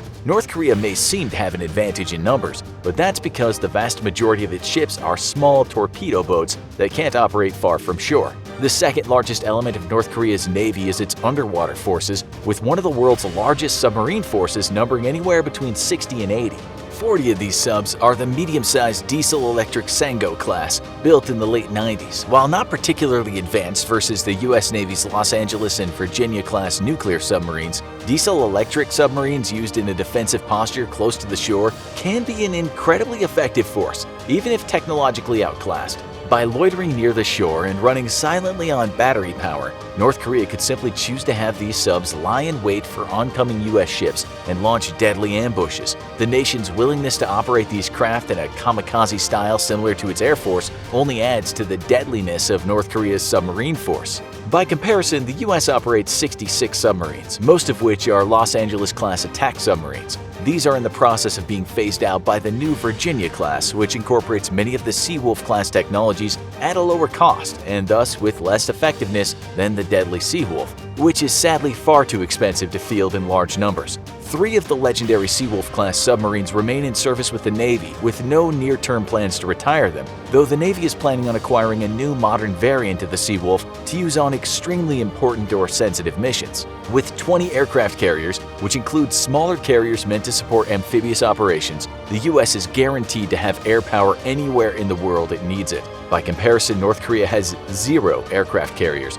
and could not hope to ever operate one in its current economic climate, let alone ensure it survives first contact against US forces. Despite all these naval advantages to the US, though, North Korea once more has the advantage in one area: mine warfare. With 23 vessels especially equipped to mine sea lanes versus the US's 11, North Korea is poised to make an amphibious attack against it by the superior US fleet a costly affair in terms of manpower and equipment. Clearing sea mines is an extremely time-consuming and dangerous affair, and with so many mine-laying ships, North Korea could make entire beaches and ports completely inaccessible to US forces. The military advantage is clearly in favor of the US, but a showdown between the two countries is far more nuanced than merely comparing numbers. The US must maintain global commitments even during a war, meaning that it wouldn't be able to commit more than 30 to 40% of its total force to a conflict with North Korea. That brings the number parity way down on the US side, though the US's far superior equipment and training, or force multipliers,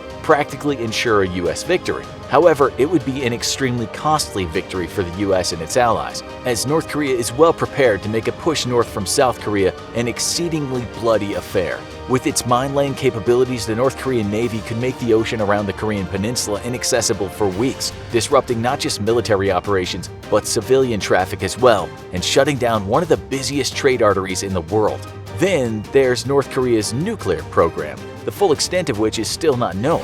What is clear is that North Korea has the materials and technology for several bombs. Some estimates place the current North Korean stockpile at 30 to 40 weapons. Even though most of these weapons couldn't reach the US mainland, they would make any conflict on the peninsula an extremely dangerous affair, with a losing Kim Jong-un likely to decide to use nuclear weapons against US forces and South Korea, rather than be deposed as so many dictators before him. Now, go check out weird things that only exist in North Korea, or this other video instead.